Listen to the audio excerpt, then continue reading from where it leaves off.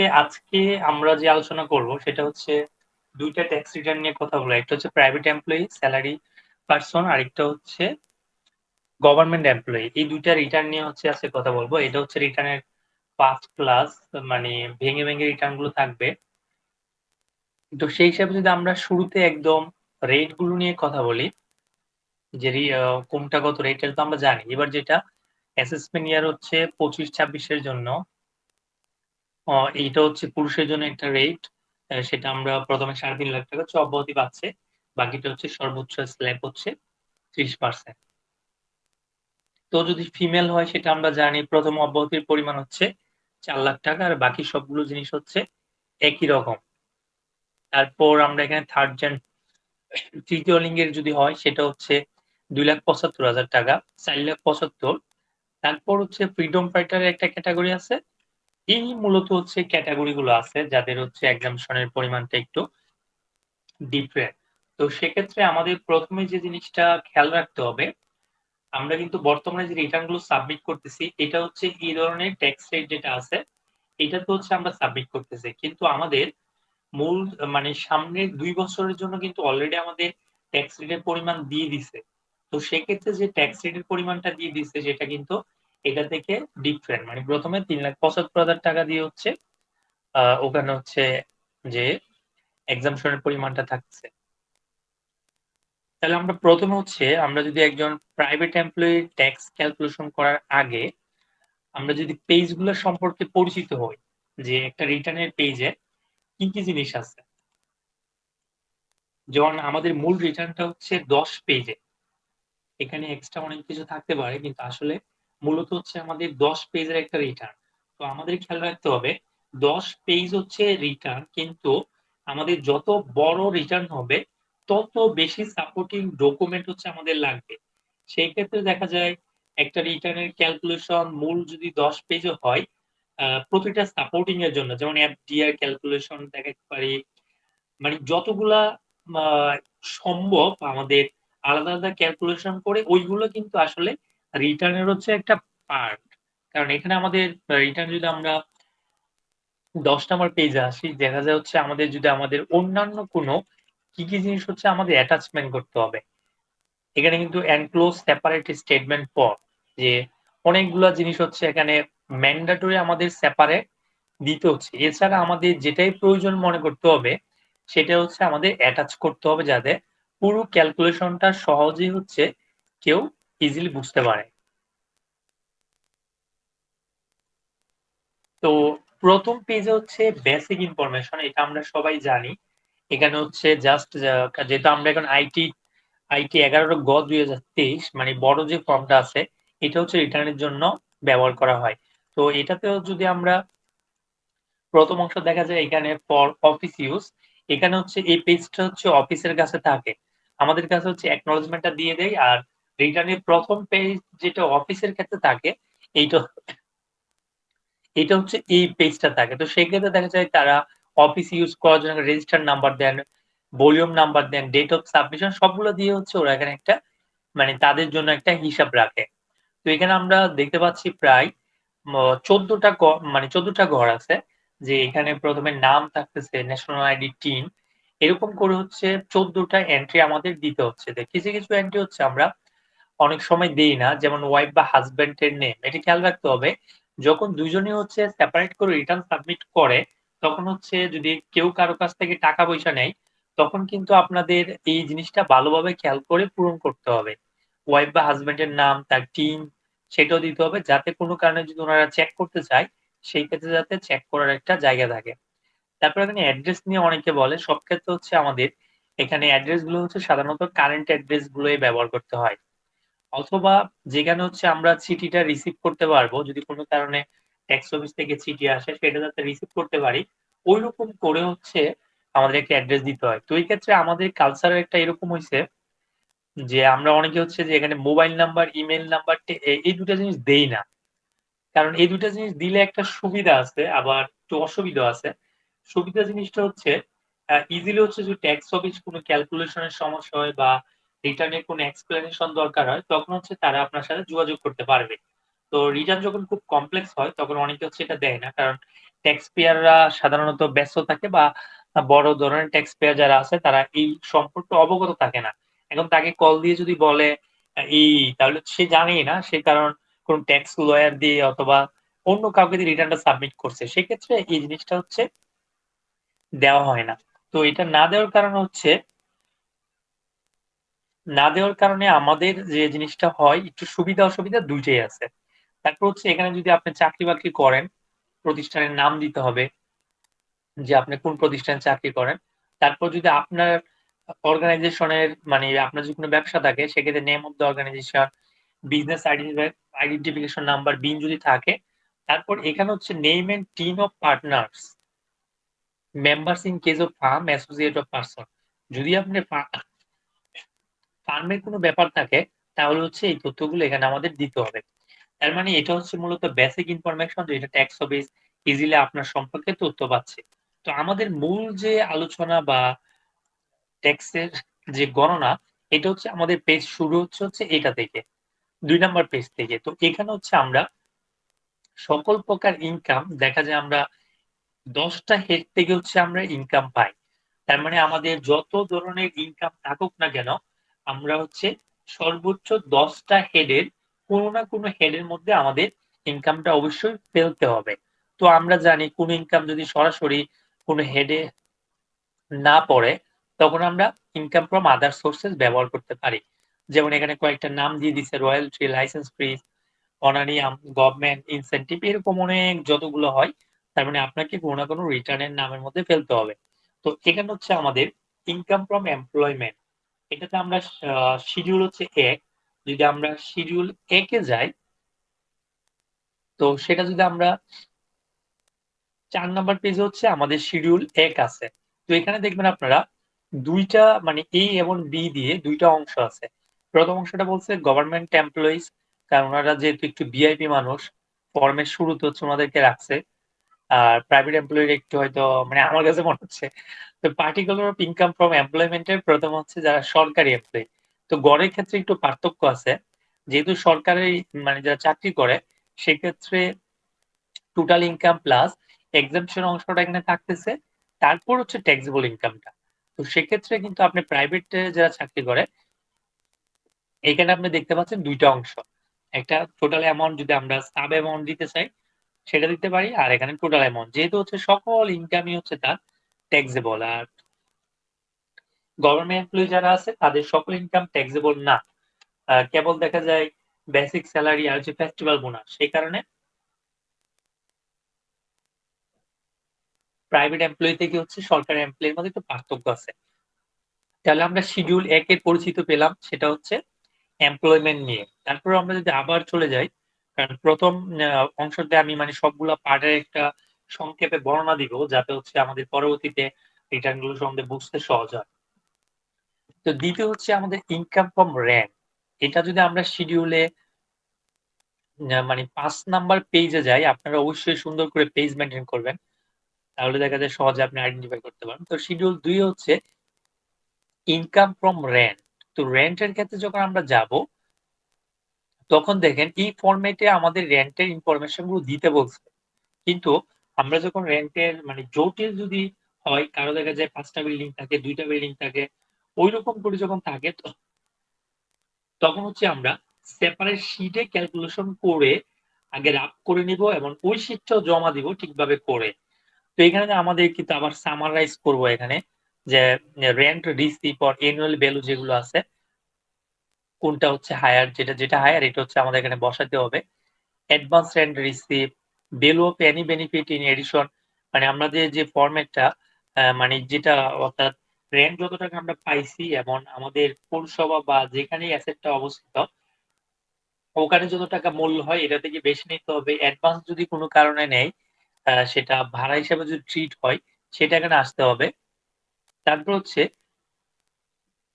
১ এবং ২ ছাড়াও যদি আর কোন বেনিফিট পাই তখনও সেটা দিতে হবে। তারপর আরেকটা adjustment advance rent. Advance rent যদি আমরা অ্যাডজাস্টমেন্ট করতে হয় সেটাও আসবে ভ্যাকেন্সি অ্যালাউন্স যেটা আছে আ সেটা থাকলে হচ্ছে আমরা বিয়োগ দিব। তো এখানে আমাদের টোটাল রেন্ট ক্যালকুলেশন এর ক্ষেত্রে আমরা দেখতেই পাচ্ছি ১, ২, ৩ ৩ টা হচ্ছে যোগ হইছে। তারপর হচ্ছে বাকি ২ টা অ্যাডজাস্টেড অ্যাডভান্সে মানে অ্যাডভান্সের যেটা অ্যাডজাস্ট হইছে আর হচ্ছে ভ্যাকেন্সি ২ টাকে হচ্ছে আমাদের বাদ দিতে হচ্ছে।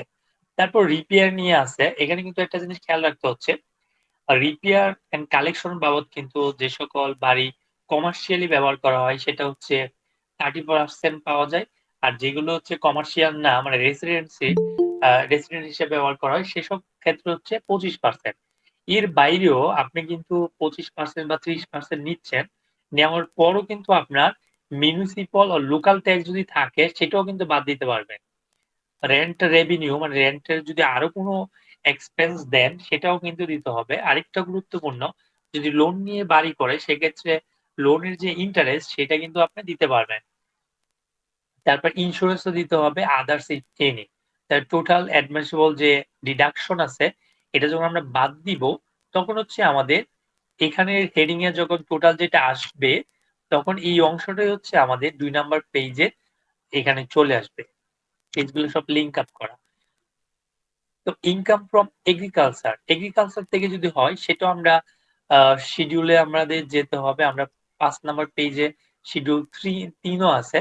সেখানে এখানে যে জিনিসটা বলা হচ্ছে সেলস টার্নওভার অথবা রিসিভ। মানে আপনি কৃষি থেকে যত টাকা পাইছেন সে টাকাটা হচ্ছে আপনাকে এখানে দেখাইতে হচ্ছে।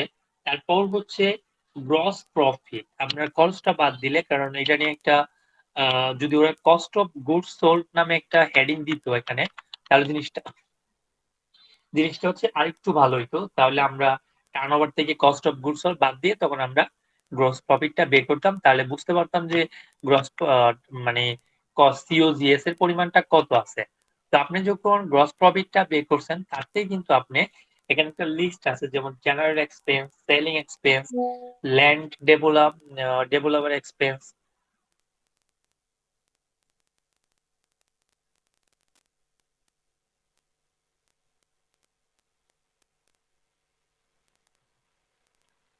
তারপর হচ্ছে যদি কোনো প্রকার লোনের ইন্টারেস্ট দেওয়া হয়, ইন্সুরেন্স প্রিমিয়াম, আদার এক্সপেন্স এগুলো হচ্ছে আমাদের এখানে হচ্ছে আসবে। সেক্ষেত্রে আমরা জানি যদি কৃষি থেকে আয় থাকে, ওই আয়ের যদি সঠিকভাবে হিসাব মেইনটেইন না করে, তাহলে দেখা যায় ৬০% হচ্ছে খরচ হিসাবে অ্যালাউ। আর ৪০% হচ্ছে প্রফিট হিসাবে দেখাইতে হয়। তো আমাদের জন্য মোটামুটি বেটার হয় যদি কারো এগ্রিকালচার এর উপর অনেক বেশি ইনকাম থাকে যেমন ফিশারি থাকতে পারে বা কোনো পোল্ট্রি ফার্ম থাকতে পারে। তো সেক্ষেত্রে বেটার হচ্ছে একটা সলিড ভাবে একটা হিসাব মেইনটেইন করা। যদি হিসাবটা মেইনটেইন করা হয়, তাহলে দেখা যায় আমাদের খরচের পরিমাণটা আরো বেশিও এলাওয়েবল করতে পারবো। আর যদি কোনো কারণে দেখা যায় মেইনটেইন করা সম্ভব হচ্ছে না, তখন সেক্ষেত্রে হচ্ছে আমাদের যে হিসাব না রাখলে যে পদ্ধতিটা আছে, ওই পদ্ধতিতে যেতে হবে। তারপর হচ্ছে ইনকাম ফ্রম বিজনেস। এটা যেহেতু আমরা হচ্ছে এক মালিকানা মানে ইন্ডিভিজুয়াল ট্যাক্স এর যে ফর্মটা পূরণ করতেছি, এখানে হচ্ছে সাধারণত ট্রেডিং বিজনেস গুলাই থাকে। সেক্ষেত্রে যদি আমরা শিডিউলটা দেখি,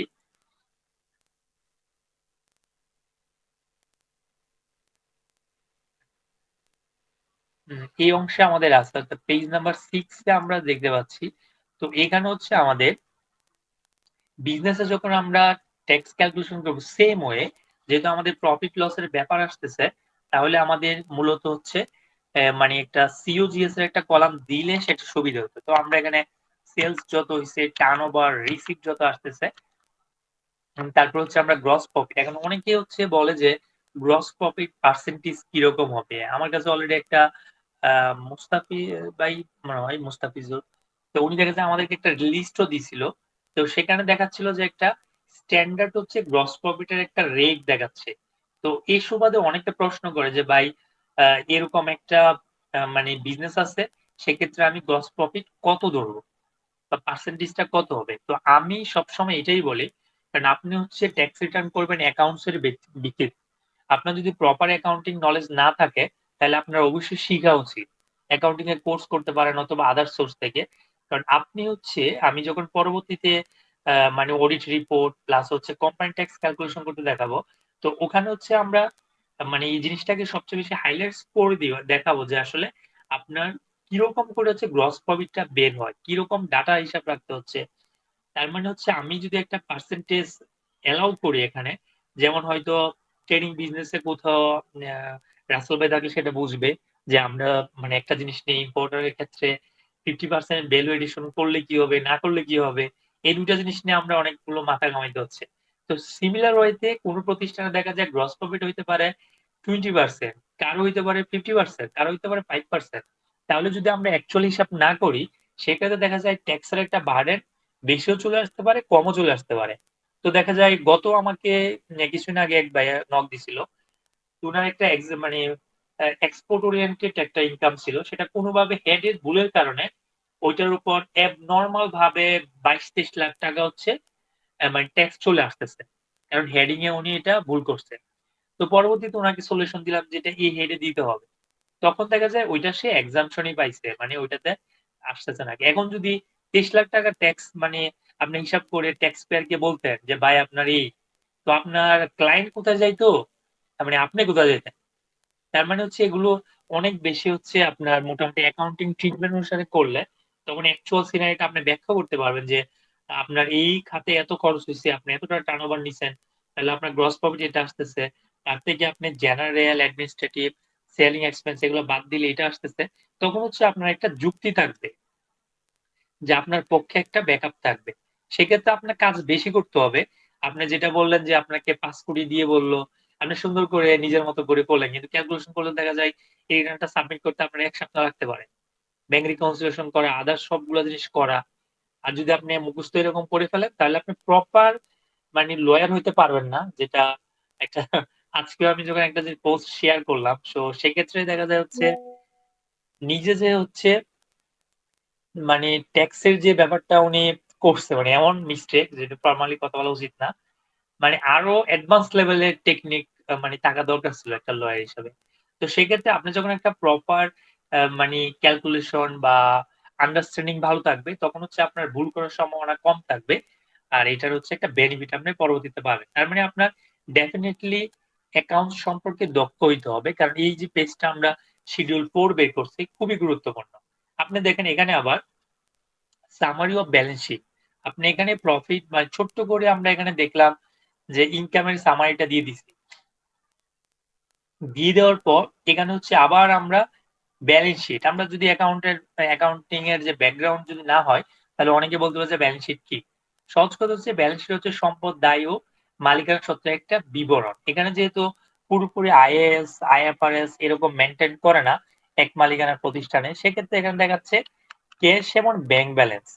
তার মানে ক্যাশ এবং ব্যালেন্সটা যে দেখাবেন এর জন্য আপনার অবশ্যই তার যতগুলো ব্যাংক অ্যাকাউন্ট আছে সবগুলো সম্পর্কে হচ্ছে আপনার আইডিয়া রাখতে হবে, রিকনসিলিয়েশন করে দেখতে হবে। তখন হচ্ছে আপনি যখন এটা করবেন আচ্ছা বলেন ভাই। স্যার, মানে মানে এটা তো বিজনেস হেডেরই তো। সেদিন আমি একটা মানে একটা প্রশ্ন করছিলাম স্যার, যদি এটাতে লস আসে, হ্যাঁ, তাহলে আসলে আমরা মানে বিজনেস যদি লস আছে, যদি লস আসে, তো তো ওই অর্থ হচ্ছে আমরা কি করবো স্যার? ওই যে ন্যূনতম ট্যাক্সি কি মানে 1% মানে ধরে ওখানে বসাবো, না অন্য কিছু? এখানে তো প্রফিট, আসলে যদি প্রফিট না হয়। এক মালিকানাতে প্রফিট যদি না হয় তো সেক্ষেত্রে মানে লস হলে আমাদের লস দেখাইতে হবে। কিন্তু আপনার টার্নওভারের উপরে কিন্তু একটা ট্যাক্স আসে। কিন্তু আপনার স্বাভাবিকভাবে এক মালিকানার প্রতিষ্ঠানগুলোতে লসটা একটু ডিফিকাল্ট করা। কারণ কোম্পানির ক্ষেত্রে আপনি এটা ভালো একটা ইমপ্লিকেশন দেখবেন। কারণ এখানে ট্রেডিং ব্যবসা, মুদির দোকান এটা ওইটা, সেটা যদি লসের ব্যাপার আসে তখন হচ্ছে আপনার ক্যালকুলেশন তো আপনি দেখাবেন, লস দেখাইতে পারেন, মোট ইনকাম থেকে লস কমে যাবে। মানে সেটা চলে আসতেছে। কিন্তু তখন হচ্ছে এখানে যে টার্নওভার বা রিসিভ এর উপর যে ট্যাক্সটা আসবে, সেটা হচ্ছে একটা সার্টেন পার্সেন্টেজ এর মানে ব্যক্তির ক্ষেত্রে টার্নওভার খুব সময় ৳৫,০০,০০,০০০ উপরে যেতে হবে। তো সেটা যদি যায় তখন হচ্ছে আমাদের অ্যা টা মানে টার্নওভার এর উপর কোন ট্যাক্স আসবে কিনা সেটা চিন্তা করতে হবে। এমনি আপনি লস করলে সেটা লস দেখাইতে পারেন রেগুলার ইনকাম হিসেবে। ঠিক আছে? থ্যাংক এখানে ইউ স্যার। এখানে কারণ লস হওয়ার সুযোগটা কম। মুদির দোকানদার লস করবে কেমনে? তারপর ব্যবসা ফুটে যাবে। কিন্তু কোম্পানির ক্ষেত্রে যখন আমরা আলোচনা করব, তখন অনেক কিছু দেখাইতে পারবো। ওখানে যে কিভাবে লস হচ্ছে, লস হলে কিরকম করে যেমন একটা কোম্পানি লস মেকিং সেটা ৳২০,০০,০০,০০০ লস। কিন্তু সে ট্যাক্স দিচ্ছে ৳১,০০,০০,০০০ মোর দ্যান ৳১,০০,০০,০০০ উপরে। এটা ১৬৩ ধারা অনুসারে দিতে হচ্ছে। সেটা কোম্পানি মানে কোম্পানির ট্যাক্সে যখন ক্যালকুলেশন যাব তখন হচ্ছে আপনার ইমপ্লিকেশনটা ভালোভাবে দেখতে পারবেন। তো এখানে দেখা যায় যখন আমরা ক্যাশ অন ব্যাংক ব্যালেন্সের ব্যাপার আসছে, এটা তো সুন্দর করে বসাইলাম। ইনভেন্টরি তার যেই ব্যবসায়ী হোক সেটা তো আমরা ইনভেন্টরি জানি, মুদির দোকান হোক সেটাও। এখন দেখেন আপনি, আপনি যখন ইনভেন্টরিটা একটা অ্যাসেট, এখন যদি আপনার একটা মুদির দোকানদার আসে, তো সেক্ষেত্রে আপনার ইনভেন্টরিটা কিভাবে ক্যালকুলেশন করবেন? কারণ আপনার তো হচ্ছে 30 জুন একটা হিসাব থাকা দরকার যে আপনার, যেহেতু মুদির দোকানদার কথা বলতেছি, ওনারা তো আর ওরকম প্রপার হিসাব মেনটেন করে না। তো সেক্ষেত্রে কিন্তু আপনাকে ডিফিকাল্টি ফেস করতে হবে। আপনি আনুমানিক দিলে হবে না। এমনও হইবে আপনি যদি প্র্যাকটিক্যাল নলেজ নিতে চান, আপনি দোকান ভিজিট করতে পারেন। উনার টাকা পয়সা মানে কেনাকাটার একটা হিসাব দেখতে পারেন, ওনার সাথে ডিসকাশন করতে পারেন। তারপর কাছাকাছি একটা জায়গাতে গিয়ে দেখাইতে পারেন যে এই অবস্থা। তারপর উনার যদি কোনো ফিক্সড অ্যাসেট থাকে মানে এই ব্যবসার, সেটা জায়গা জমি থাকে সেটা দেখাইতে হবে আদার অ্যাসেট। তাহলে আমরা দেখলাম এই সবগুলো হচ্ছে আমার অ্যাসেট। অ্যাসেটের মানে সবগুলা যোগ করলে যত টাকা আসবে সেটা কিন্তু আমরা জানি A সমান L প্লাস OE। মানে মালিকানা সত্ত্ব আর অন্য কারো কাছে দায়, এই ২ টার সমান হইতে হবে। তো তারপর এখানে আমরা দেখলাম যে এক মালিকানা আপনারা যদি একতরফা আ দাখিলা মানে হিসাব নিকাশ করে থাকেন, সেখানে মানে এরকম তথ্য থাকে। এখানে আমরা নিলাম যে ওপেনিং ক্যাপিটাল। তো ওপেনিং ক্যাপিটাল কি? পহেলা জুলাইয়ের কত টাকা ক্যাপিটাল ছিল? ক্যাপিটালটা কে দেয়? মালিকে দেয়। তো মালিকে কত টাকা পহেলা জুলাই দিছে সেটা হচ্ছে এখানে আসবে। তারপর হচ্ছে সে কত টাকা নেট প্রফিট করছে। তো প্রফিটের অংশটা আসবে কোথা থেকে? সেটা তো আমরা এখানে যে প্রফিটটা করতেছে কি করে? এখান থেকে কিন্তু ওই প্রফিটটা চলে আসবে। তারপর হচ্ছে যেহেতু তার ওপেনিং ক্যাপিটাল প্লাস হচ্ছে নেট প্রফিট, এই দুটো যোগ হচ্ছে। তারপর হচ্ছে ড্রয়িং, সে যদি কোনো টাকা পয়সা তুলে মানে পার্সোনালি খরচ করে বা নিজের ফ্যামিলির জন্য, তখন হচ্ছে এখানে এটা বাদ যাবে। তাহলে আমরা এখানে দেখলাম ক্লোজিং ক্যাপিটাল কিভাবে বের করতে হচ্ছে, 11 প্লাস হচ্ছে 12 মাইনাস হচ্ছে 13। তার মানে আমাদের opening capital plus net profit minus হচ্ছে ড্রয়িং বাদ দিলে ক্লোজিং ক্যাপিটালটা বেরিয়ে আসতেছে। এইটুকু হচ্ছে মানে আমরা যখন ক্লোজিং ক্যাপিটালটা বের করলাম, এটা হচ্ছে মালিকের নিকট ব্যবসায় দায়বদ্ধতা এতটুকু। তো সেক্ষেত্রে দেখা যায় আরেকটা মানে ব্যবসা প্রতিষ্ঠান ২ জনের কাছে দায়ী হতে পারে। একটা মালিক, আরেকটা হচ্ছে মালিক ছাড়া। মালিক ছাড়া যেটা, এটা হচ্ছে লায়াবিলিটি। সেটা হচ্ছে ব্যাংক থেকে লোন নিতে পারে, বন্ধু-বান্ধব থেকে লোন নিতে পারে। মানে অন্য যেকোনো সোর্স যেটা মালিকের ওন ক্যাপিটাল না, সেটাই হচ্ছে লায়াবিলিটিস। তো আমরা এখানে দেখলাম যে ক্যাপিটাল প্লাস লায়াবিলিটিস ১৪ এবং ১৫ মিলে যত হয় সেটা অবশ্যই অ্যাসেটের সমান হইতে হবে। সেটাকে আপনার মিলাইতে হবে। এখন অনেক সময় দেখা যায় ব্যবসা প্রতিষ্ঠানের প্রফিট দেওয়া হইছে কিন্তু ব্যালেন্স শিট দেওয়া হয় নাই। অনেকে কাজ করে। কিন্তু আপনাকে হচ্ছে পুরো জিনিসটাই দিতে হবে। তারপর আমরা যদি আসি income from capital, capital gain. তো ক্যাপিটাল গেইন থেকেও যদি আমাদের ইনকাম থাকে, সেটা কিন্তু আমাদের মানে আলাদা দেখা যায় শিডিউল নাই। আমরা যে শিডিউল গুলো দেখতেছি ইনকাম ফ্রম ক্যাপিটাল গেইন, এটাতে কিন্তু কোনো শিডিউল নাই। তার মানে আপনার যদি শেয়ার মার্কেট বা আদার্স কোথাও ইনভেস্টমেন্ট থাকে, তখন আপনি আলাদা করে একটা পেপারে পুরো ক্যালকুলেশন মানে দেখাবেন। এই কোম্পানি থেকে এত মানে মার্কেট ভ্যালু এত, সবগুলা যেহেতু আমরা আলাদা, আলাদা ক্লাস আছে ওখানে ডিটেইলস আলোচনা করব। তো ঐরকম করে হচ্ছে আমাদের আলাদা পেপারে ব্যাকআপ দিতে হবে। তারপর ইনকাম ফ্রম ফিন্যান্সিয়াল অ্যাসেট, এটাও দেখেন কোনো শিডিউল নাই। তার মানে এটার ক্যালকুলেশনটা এতটা জটিল না। Bank bank interest, dividend, securities, profit. তার মানে আপনার সুন্দর করে দেখা যায় এগুলো আপনার ব্যাংক স্টেটমেন্ট যদি না নেন, তাহলে আপনি বলেন কিভাবে ব্যাংক ইন্টারেস্টটা দেখাবেন, ডিভিডেন্ডটা কিভাবে দেখাবেন, সিকিউরিটিজ এর প্রফিট কিভাবে দেখাবেন। মানে সবগুলো স্টেটমেন্টে আপনার লাগবে। সবগুলো স্টেটমেন্ট নিয়ে তারপর আপনি সিদ্ধান্ত নিবেন কোনটা কিভাবে দেখাবেন। তারপর ইনকাম ফ্রম আদার সোর্সেস, এটা অলরেডি আমরা বলছি। যে সকল ইনকামকে আমরা ৬টা হেডিং এর মধ্যে যদি না দিতে পারি, নিচে আরো কয়েকটা হেডিং আছে ৩টা, তাহলে সেটাকে আমরা আদার সোর্স অফ ইনকামে দিয়ে দিতে পারি। তারপর হচ্ছে share of income from farm, যদি আমরা কোনো ফার্ম থেকে যদি কোনো শেয়ার পাই মানে কোনো লভ্যাংশ পাই, তাহলে কিন্তু আমাদের খেয়াল রাখবেন ফার্ম থেকে যে টাকাটা পাওয়া হয় সেটা কিন্তু ইনকাম ইন্ডিভিজুয়ালের সাথে অ্যাড হবে। অ্যাড হয়ে পরবর্তীতে ফার্মের যে ট্যাক্সটা দেওয়া হয়েছে এটার হচ্ছে রিবেট নিতে হবে। তারপর ইনকাম অফ মাইনরস অর স্পা, যদি আপনার ছেলে মেয়ে দেখা যায় টিউশন করালো অথবা আদার্স কিছু করলো, আপনি সচেতন গার্ডিয়ান হিসাবে এটাকে আপনার ইনকামে আনতে চাচ্ছেন, সেক্ষেত্রে আপনি এখানে ১ লাখ ২ লাখ টাকা যাই হোক সেটাও কিন্তু আপনি আপনার ইনকামে দেখাইতে পারবেন। তারপর এটা হচ্ছে গুরুত্বপূর্ণ taxable income from abroad, abroad থেকে অনেকে একটা প্রশ্ন থাকে যে বিদেশ থেকে টাকা আসলেই মনে হয় এটার কোনো ট্যাক্স নাই। কিন্তু আসলে ব্যাপারটা এরকম না।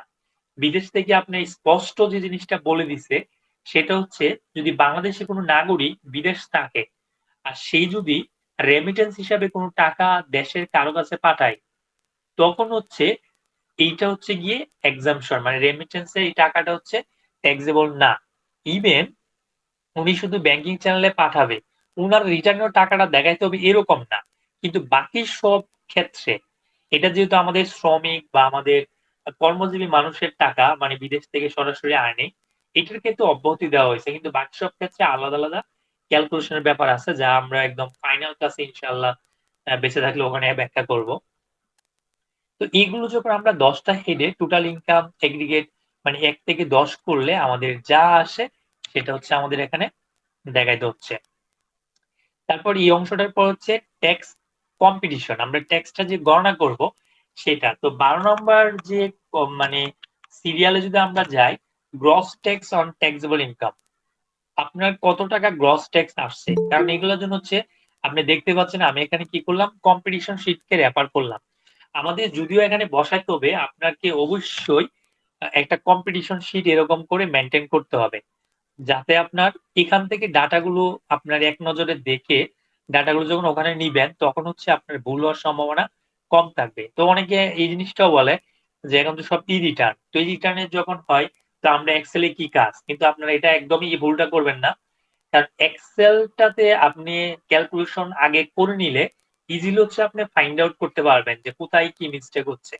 তারপর এটা থেকে যখন ডাটা রিটার্ন ইম্পোর্ট দিবেন তখন এর সাথে ম্যাচ হচ্ছে কিনা, কোথাও প্রবলেম হচ্ছে, ওইটার অ্যাডজাস্টমেন্ট কি হইতে হবে, তাহলে দেখা যায় আপনার রিটার্নটা ভুল হওয়ার সম্ভাবনা কমে যাবে। এবার আপনি শুধু ওখানে বসাচ্ছেন, কোনো কিছুতে অনেকগুলো খেয়াল নাই। তখন দেখা যায় আপনি অ্যাসেটের একটা মিস্টেক করে ফেলতে পারেন বা মানে অনেকগুলো জিনিস হইতে পারে। আমি আজকে এটাও প্ল্যানিং আছে। একটা রিটার্নের ভুল নিয়েও একটু কথা বলতে চাচ্ছি। যদি সময় পাই তাহলে ওইটা নিয়েও বলব যে আসলে ই-রিটার্ন এ কিরকম ভুল করছে, মানে কি ধরনের ইফেক্টটা হচ্ছে। তো তারপর হচ্ছে আমরা এখানে যখন গ্রস এর স্টেপ বাই স্টেপ কিন্তু আপনাকে খেয়াল করতে হবে। গ্রস ট্যাক্সটা যখন আমরা ইনকামটা পেলাম, এটা থেকে হচ্ছে আমাদের ১ম এ হচ্ছে রিবেটটা বাদ দিব। রিবেট যেহেতু অনেক বিস্তারিত আলোচনা, সেক্ষেত্রে দেখেন আপনি একটা শিডিউল ব্যবহার করা হইছে। তো আমরা এই শিডিউলটা পাবো, পাবো হচ্ছে এই অংশে। Particular of investment tax credit. আপনি দেখেন এখানে কিন্তু স্পেসিফিক করে মোটামুটি ১০ টা হেডিং এর কথা বলে দিছে। আরো অনেকগুলো আছে। তো এখানে ১ম লিস্টে যেটা আছে life insurance premium or contractual defer annuity paid in Bangladesh, contribution to deposit pension scheme যেটাকে ডিপিএস বলা হয়, এটা যদি কন্ট্রিবিউট করে। তারপর যদি ইনভেস্টমেন্ট গভর্নমেন্ট সিকিউরিটি যেটাকে saving certificate, use certificate, mutual fund, EFT, joint investment, এরকম যদি কোনো ইনভেস্টমেন্ট থাকে সেটারও সে রিবেট পাবে। তারপর হচ্ছে investment in securities listed with approve stock exchange. Stock exchange এর যতই করে কোনো লিমিট নাই। Contribution to provident fund to which provident fund, অর্থাৎ যেটা হচ্ছে প্রভিডেন্ট ফান্ডের একটা অ্যাক্ট আছে ২০১৯-২৫, এটাতে অনুসারে যদি করা হয়। সেলফ অ্যান্ড এমপ্লয়ার্স কন্ট্রিবিউশন যেটা প্রায়ই দেখা যায়। মানে রেকগনাইজড প্রভিডেন্ট ফান্ডে ভালো, ভালো কোম্পানিগুলোতে অবশ্যই এটা থাকে। এটা আপনারা ভালো করে খেয়াল করবেন স্যালারি এমপ্লয়িদের ক্ষেত্রে।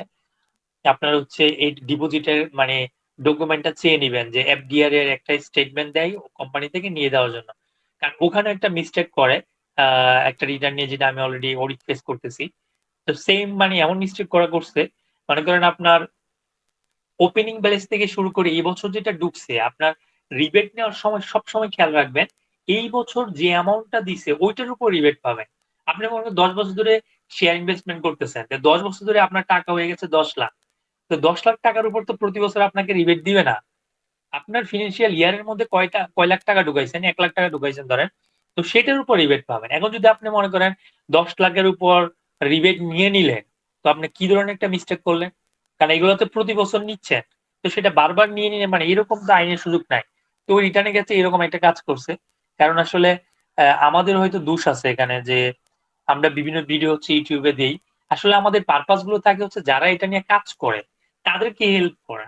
কিন্তু সাধারণ মানুষ কি করে, এটা পুরোপুরি জ্ঞান না নিয়ে তারাও মানে করে মানে এখানে পণ্ডিত হয়ে যায়। তো আমরা যখন ফেসবুকে এরকম প্রচুর দেখি ওরা একটা প্রবলেম ফেস করতেছে, অনেকে এটা কমেন্ট করতেছে, কেউ অনেক রকম এভাবে ওইভাবে। কিন্তু আসলে মানে মানুষ যে বাঙালি বছরে মানে ১-২ হাজার বা ৩,০০০ টাকা খরচ করতে রাজি না। সেক্ষেত্রে ওরা নিজেরা নিজে করে ফেলল। কিন্তু সব জিনিস তো আসলে নিজে করা উচিত না। তো এই যে নিজে বা কম্পিউটার দোকান অথবা যে জানে না, ও এটা করে ফেলতেছে। ও মানে সবচেয়ে আমি অবাক হইছি যেটা, মানে একটা ব্যাংক স্টেটমেন্টে ৳২০,০০,০০০ ডেবিট হইছে, ৳২০,০০,০০০ ক্রেডিট হয়ে গেছে। সে কি করছে, ক্রেডিটের পুরো অ্যামাউন্টটাকে ব্যাংক ডিপোজিট হিসেবে দেখায় দিছে। দেখুন তার ব্যাংকে আছে ধরেন ৳৬০০-৫০০, মানে ওই ক্লোজিং ব্যালেন্স হচ্ছে ৳৬০০-৫০০। তো ব্যাংক ব্যালেন্স তো ৳৬০০-৫০০, যেটা আছে ৫০০ বা ৬০০ এই টাকাটাই হবে। আপনি যে ৳২০,০০,০০০ ওর ডিপোজিট দেখাইছেন, এখন এই ৳২০,০০,০০০ সোর্স অফ ইনকাম কি? মানে এটা একটা মেজর ইমপ্যাক্ট হইল না? মানে এইটুকু জ্ঞানও নাই, তারাও রিটার্ন সাবমিট করে। কিছু টাকার জন্য ব্যবসা করে। কি বলবো? আমি আসলে অবাক হইলাম। তো এখন সে ইনকামই করলো সারা বছরে আ ৫,০০,০০০ না ৬,০০,০০০ বা ১০,০০,০০০। এখন আপনার ও দেখা যায় ওখানে লোনের টাকা ঢুকছে, আদার্স ডিপোজিট হইছে। আপনি লোন তো দেখানই নাই। আপনি মাইরা দিছেন যতগুলো মানে ক্রেডিট হইছে সব ব্যালেন্সটা আপনি সুন্দর করে বসায় দিয়ে আপনার ব্যাংক ব্যালেন্স বানায় ফেলছেন। তো ভালো। এখন যখন অডিট ফেস করতে হচ্ছে, তো এখানে গিয়ে আপনার ব্যাংক ব্যালেন্স কেমনে আছে দেখাই। তো ব্যাংকে গিয়ে দেখি ৳৬০০ ও নাই। তো ব্যাংক ব্যালেন্স ক্লোজিং এ এখন এইটা কই থেকে আনবো? তো এই হচ্ছে সিচুয়েশন। মানে এই কারণে আমি বলি সবসময় অ্যাকাউন্টস এর জ্ঞান থাকা দরকার। সেই হিসাবে আপনারা অনেকে দেখবেন আ একটা লম্বা সময় প্রতিষ্ঠানে চাকরি-বাকরি করে শেষ বয়সে আইসা মানে ট্যাক্স ব্যাটের প্র্যাকটিস করে। ওরা অনেক ভালো করে তাড়াতাড়ি। ওদের কিন্তু মোটামুটি জ্ঞান থাকে। তো যারা হচ্ছে শুরুর দিকে থাকে ওদের প্রচুর খাটাখাটি করা উচিত। আপনি শুধু খালি এখানে আইন কানুন না, অ্যাকাউন্টসটাও খুব ভালোভাবে বুঝতে হবে। কারণ আপনি প্র্যাকটিক্যাল জিনিসটা যদি আপনি প্রতিষ্ঠানে চাকরি করেন তাহলে বুঝতেন যে কোন ব্যালেন্সটা কিভাবে হয়। আচ্ছা, তারপর হচ্ছে কন্ট্রিবিউশন টু সুপার এনুয়েশন ফান্ড এ যদি দেই, কন্ট্রিবিউশন টু বেনিভোলেন্ট ফান্ড বা গ্রুপ ইন্সুরেন্স এ দিলেও কিন্তু সেটারও একটা রিবেট পাওয়া যাবে।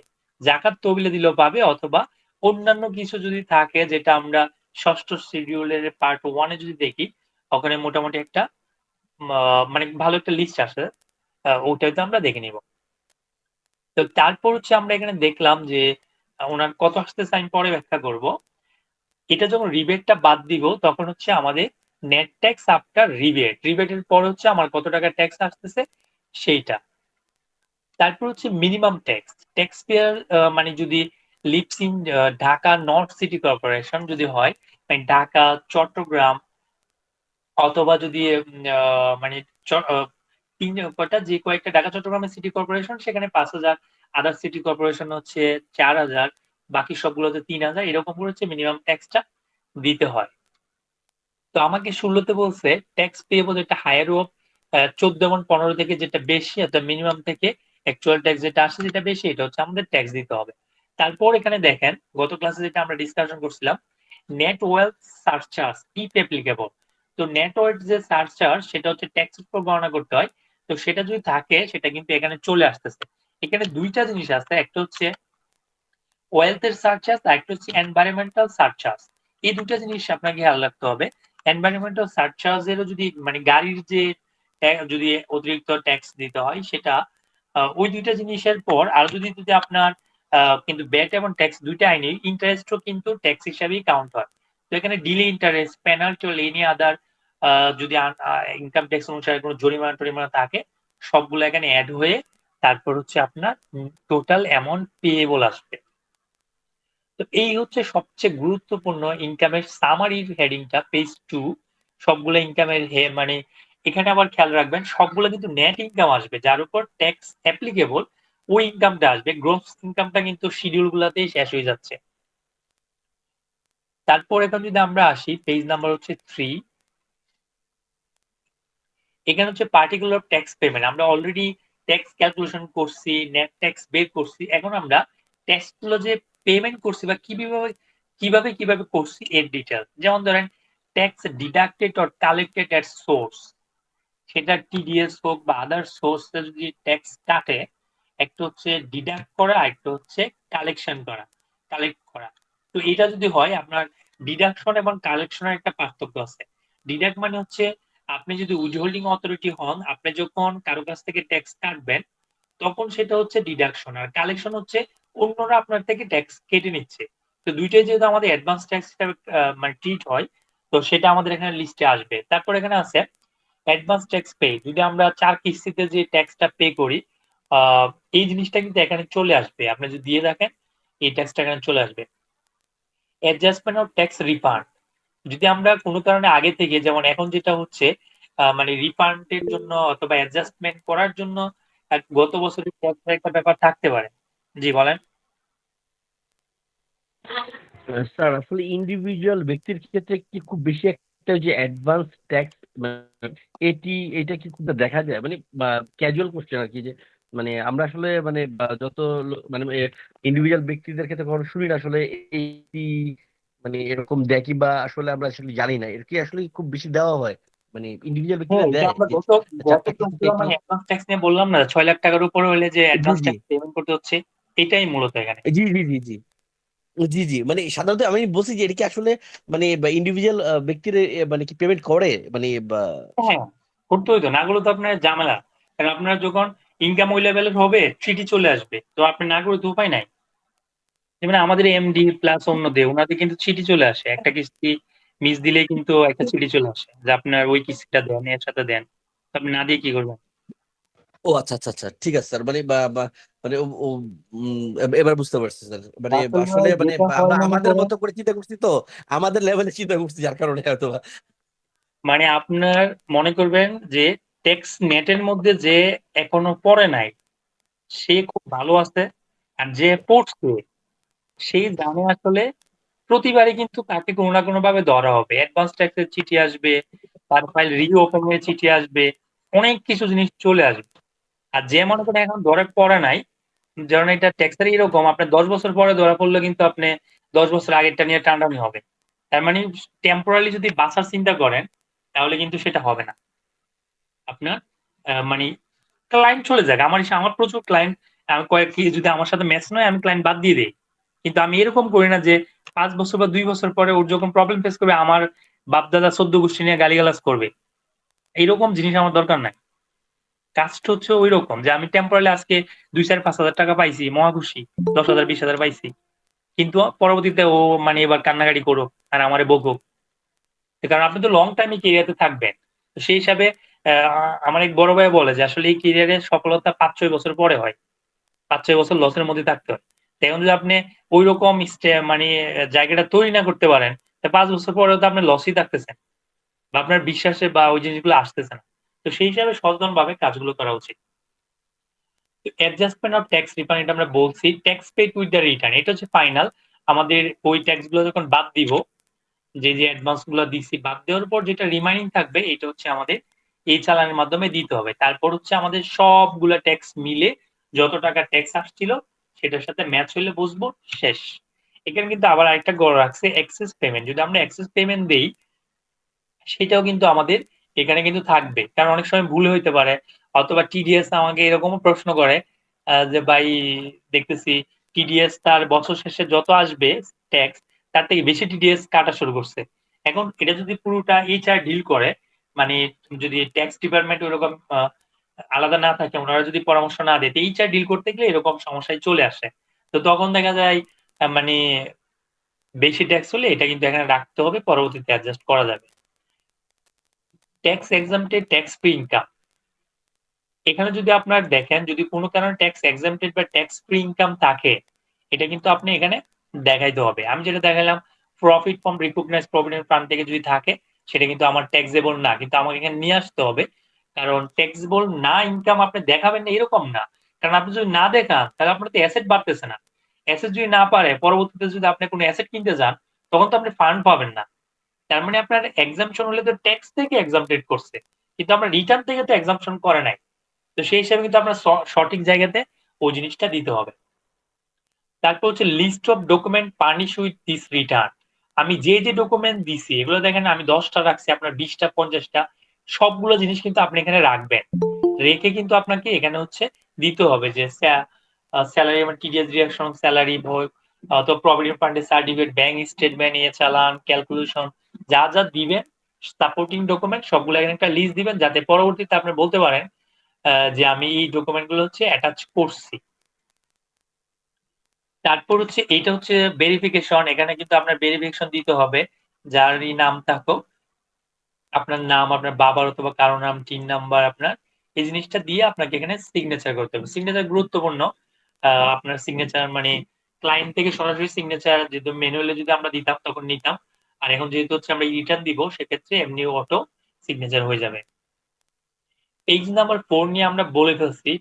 আচ্ছা, পেজ নাম্বার 4 এর মূল এখন আমরা যেটা বলছিলাম, আহ স্যালারি এমপ্লয়ীদের ক্ষেত্রে যেহেতু আমাদের আলোচনার এইটা অংশ ছিল আজকে, মানে আমি সবগুলো পার্ট ব্যাখ্যা করার মানে প্ল্যানিং ছিল না, কিন্তু ব্যাখ্যা হয়ে গেছে।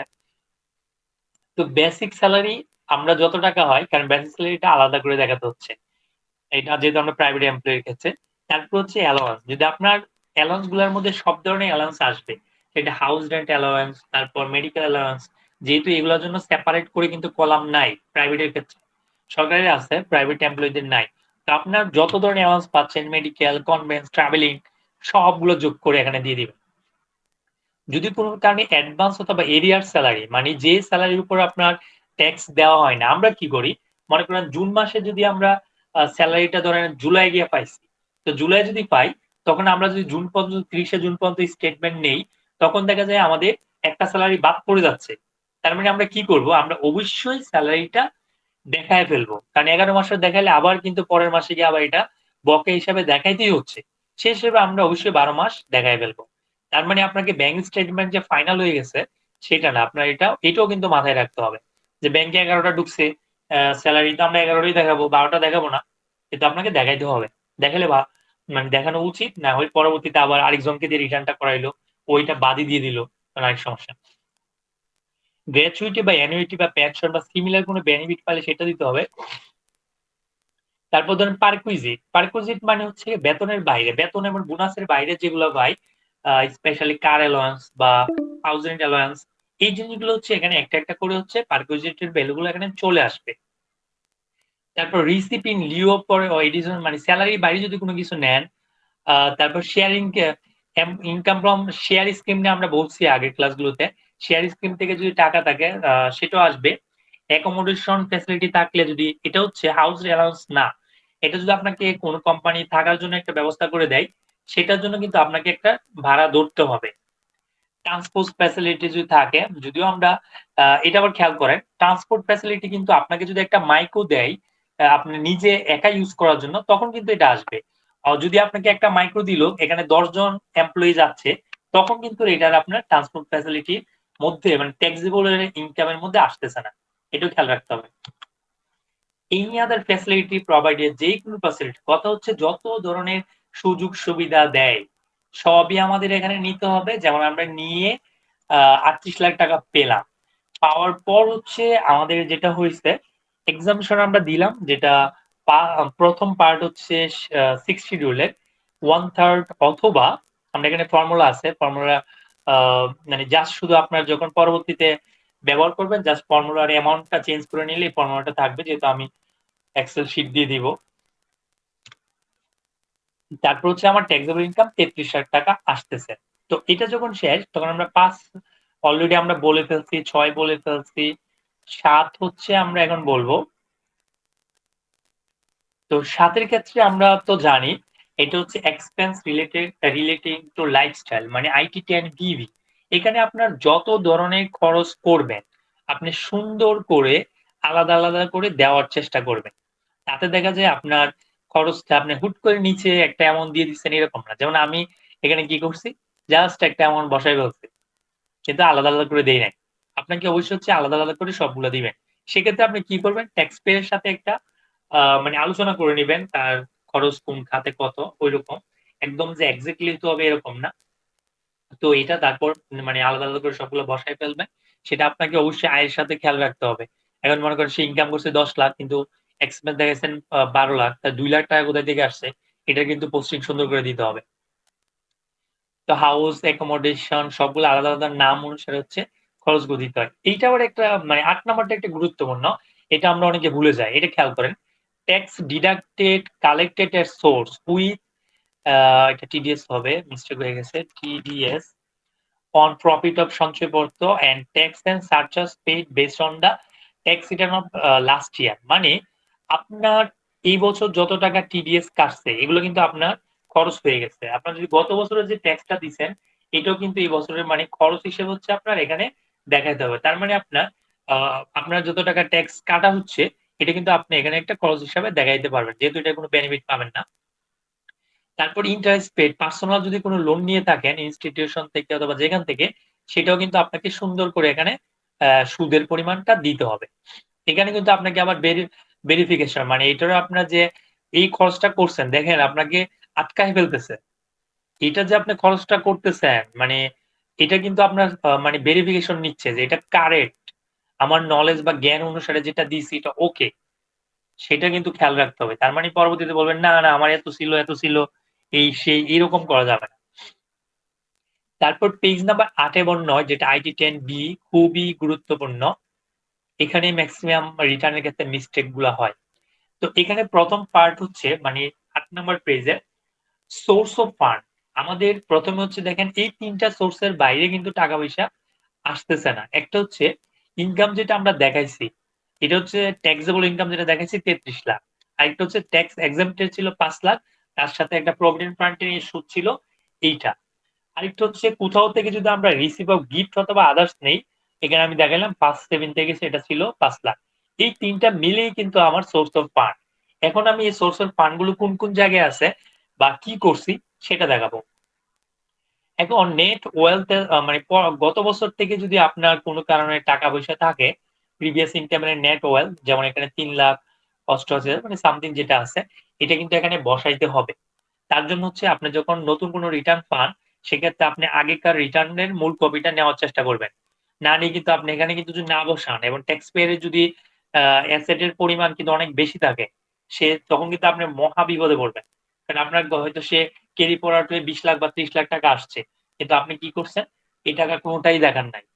বা অ্যাজিউম করে দেখাইছেন। তখন কিন্তু এটা রিটার্ন ধারাবাহিকতা থাকবে না। তাই মানে যখন আপনি আগে কেউ রিটার্ন দিচ্ছে তাদের রিটার্ন আপনার কাছে আসলে আপনি অবশ্যই বলবেন যে এট লিস্ট পূর্ববর্তী বছরের রিটার্নটা আমাকে দেন। অথবা যতগুলো রিটার্নের কপি সম্ভব সেটা আপনি নিয়ে নিবেন। তারপর হচ্ছে আমরা এই বছর যেটা সোর্স অফ ফান্ড তার থেকে হচ্ছে প্রিভিয়াস ইয়ার এর যেটা এই ২ টা যোগ করলে হচ্ছে আমাদের এই কলামে লেখাতে হচ্ছে। মানে আমার সোর্স অফ ফান্ড তাহলে এইটুকু হয়ে যাচ্ছে মানে আমার নেট ওয়েলথ। তারপর এটা থেকে আমি যদি এক্সপেন্স করছি IT10BV এটা বাদ দিতে হবে। তারপর যদি আমি কাউকে কোনো গিফট দেই, এক্সপেন্স করি, লস করি, যেমন ধরেন এখানে কিন্তু এই জিনিসটা চলে আসছে যে ব্যবসায়ী যদি লস করত, যেটা এই যে এখানে বলছে loss not mention in IT10BV। IT10B তে যদি আমি লস না দেখাই থাকি, এখানে কিন্তু আমাকে আবার ব্যবসায় যদি লস থাকতো সেটা কিন্তু আমরা এখানে দেখাইতে পারতাম। বা সোর্স অফ ফান্ড তখন কমে যাচ্ছে। Net wealth at the last date of the মানে এগুলো মানে বাদ দেওয়ার পর খরচগুলো তখন আমাদের এইটা থাকতেছে মানে এই বছর শেষে আমার নেট ওয়েলথ এর পরিমাণ থাকতেছে হচ্ছে এইটা। তারপর হচ্ছে আমাদের একটা হচ্ছে পার্সোনাল লাইবিলিটিস আউটসাইড বিজনেস। বিজনেসের বাইরে আমাদের পার্সোনাল লাইবিলিটি যেটা থাকতেছে মানে একটা হচ্ছে বিজনেসের মধ্যে থাকতে পারে লাইবিলিটিস, আর একটা হচ্ছে বিজনেসের বাইরে। এটা কোন জায়গায় থাকতে পারে? ইনস্টিটিউশনাল লাইবিলিটিস, নন ইনস্টিটিউশনাল লাইবিলিটিস, আদার লাইবিলিটিস। এই সব ক্ষেত্রে আলাদা করে হচ্ছে আপনারা দেখাবেন। দেখানোর পর এখানে কিন্তু আমরা গ্রস ওয়েলথ এর পরিমাণটা পেয়ে গেছি। তো গ্রস ওয়েলথ এর পরিমাণ যত পাইছি, এই অ্যাসেট গুলো আমার কোথায় আছে এটা হচ্ছে ৯ নম্বর পেজে আমাদের যেতে হবে। তো ৯ নম্বর পেজে যদি আমরা যাই, এখানে ১ম হচ্ছে আপনি দেখেন টোটাল অ্যাসেট অফ বিজনেস। বিজনেসের যদি কোনো কারণে অ্যাসেট যেটা থাকে, টোটাল অ্যাসেটটা এখানে দেখাবেন। তার থেকে বিজনেস লায়াবিলিটি যদি থাকে, সেটা ইনস্টিটিউশনাল অথবা নন ইনস্টিটিউশনাল মানে ইন্টারেস্ট মানে সুদ যদি আপনি লোন নিয়ে থাকেন, সেগুলো কিন্তু এখানে বাদ দিতে হবে। তারপর director, share holder in the কোম্পানিতে যদি ডিরেক্টর, শেয়ার হোল্ডার মানে কোনো কোম্পানিতে যদি আপনি ইনভেস্টমেন্ট করে থাকেন, সেটা আসতেছে। বিজনেস পার্টনারশিপের উপর যদি কোনো টাকা থাকে, পার্টনারশিপ পারমিশন সেটা আসতেছে।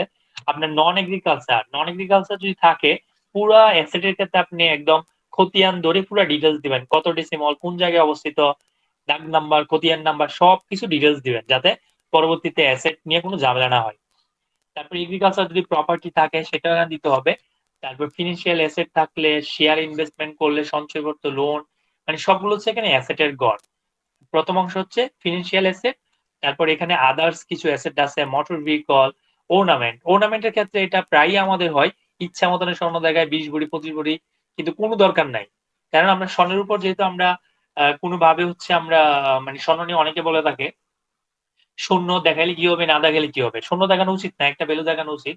আবার অনেকে বলে যদি আপনি স্বর্ণ দেখান তাহলে বেচলে তো এটার উপর ট্যাক্স দিতে হবে। আসলে না। স্বর্ণ যেহেতু হচ্ছে ব্যবহার করা হয় পার্সোনাল, এটার উপর কোনো ট্যাক্স নাই। তার মানে যখন আপনি বিক্রি করবেন তখন হচ্ছে আপনার সোর্স অফ ফান্ড বাড়ায় দিবেন। মানে ইনকাম বাড়ায় দিবেন। সরি, ইনকাম না, ব্যাংক অথবা ক্যাশ ব্যালেন্স বাড়ায় দিবেন। এটা কিন্তু ট্যাক্সেবল না। তারপর ফার্নিচার টুকটাক কিছু দিবেন, অ্যাকচুয়াল দিবেন, অনেক কিছু অ্যাবনরমাল দেওয়ার দরকার নাই। আদার অ্যাসেট যদি থাকে। তারপর হচ্ছে cash in hand and outside business. এটা আপনি যেটা করবেন, প্রথম হচ্ছে ব্যাংক ব্যালেন্সটা সুন্দর করে বসায় ফেলবেন। আমি একসাথে দেখাচ্ছি, একসাথে দেখাবেন না।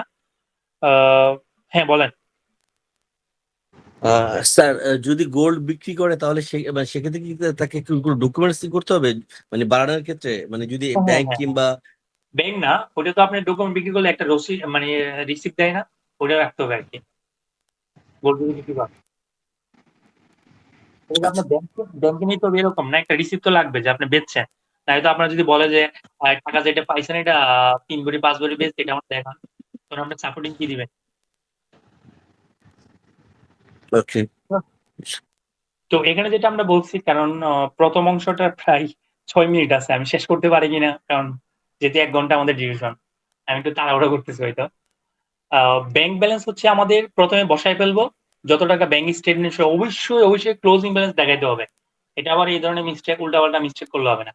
তারপর হচ্ছে আমরা ক্যাশ ইন হ্যান্ডে যত আছে মানে অ্যাডজাস্ট করার জন্য দেখাবো।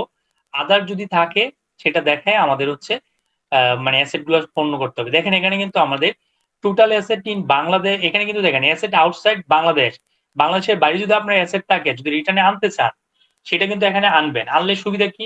কারণ পরবর্তীতে যদি আপনি মানে বিদেশ থেকে টাকা বাংলাদেশে আনতে চান, তখন কিন্তু আপনি দেখাতে পারবেন যে আগে আমার একটা অ্যাসেট ছিল, বাড়ি ছিল, এটা বিক্রি করে দিছি, প্রমাণ হচ্ছে এটা, এই টাকা বাংলাদেশে আনতে পারতেছি। তার মানে এটা একটা অ্যাডভান্টেজ আছে।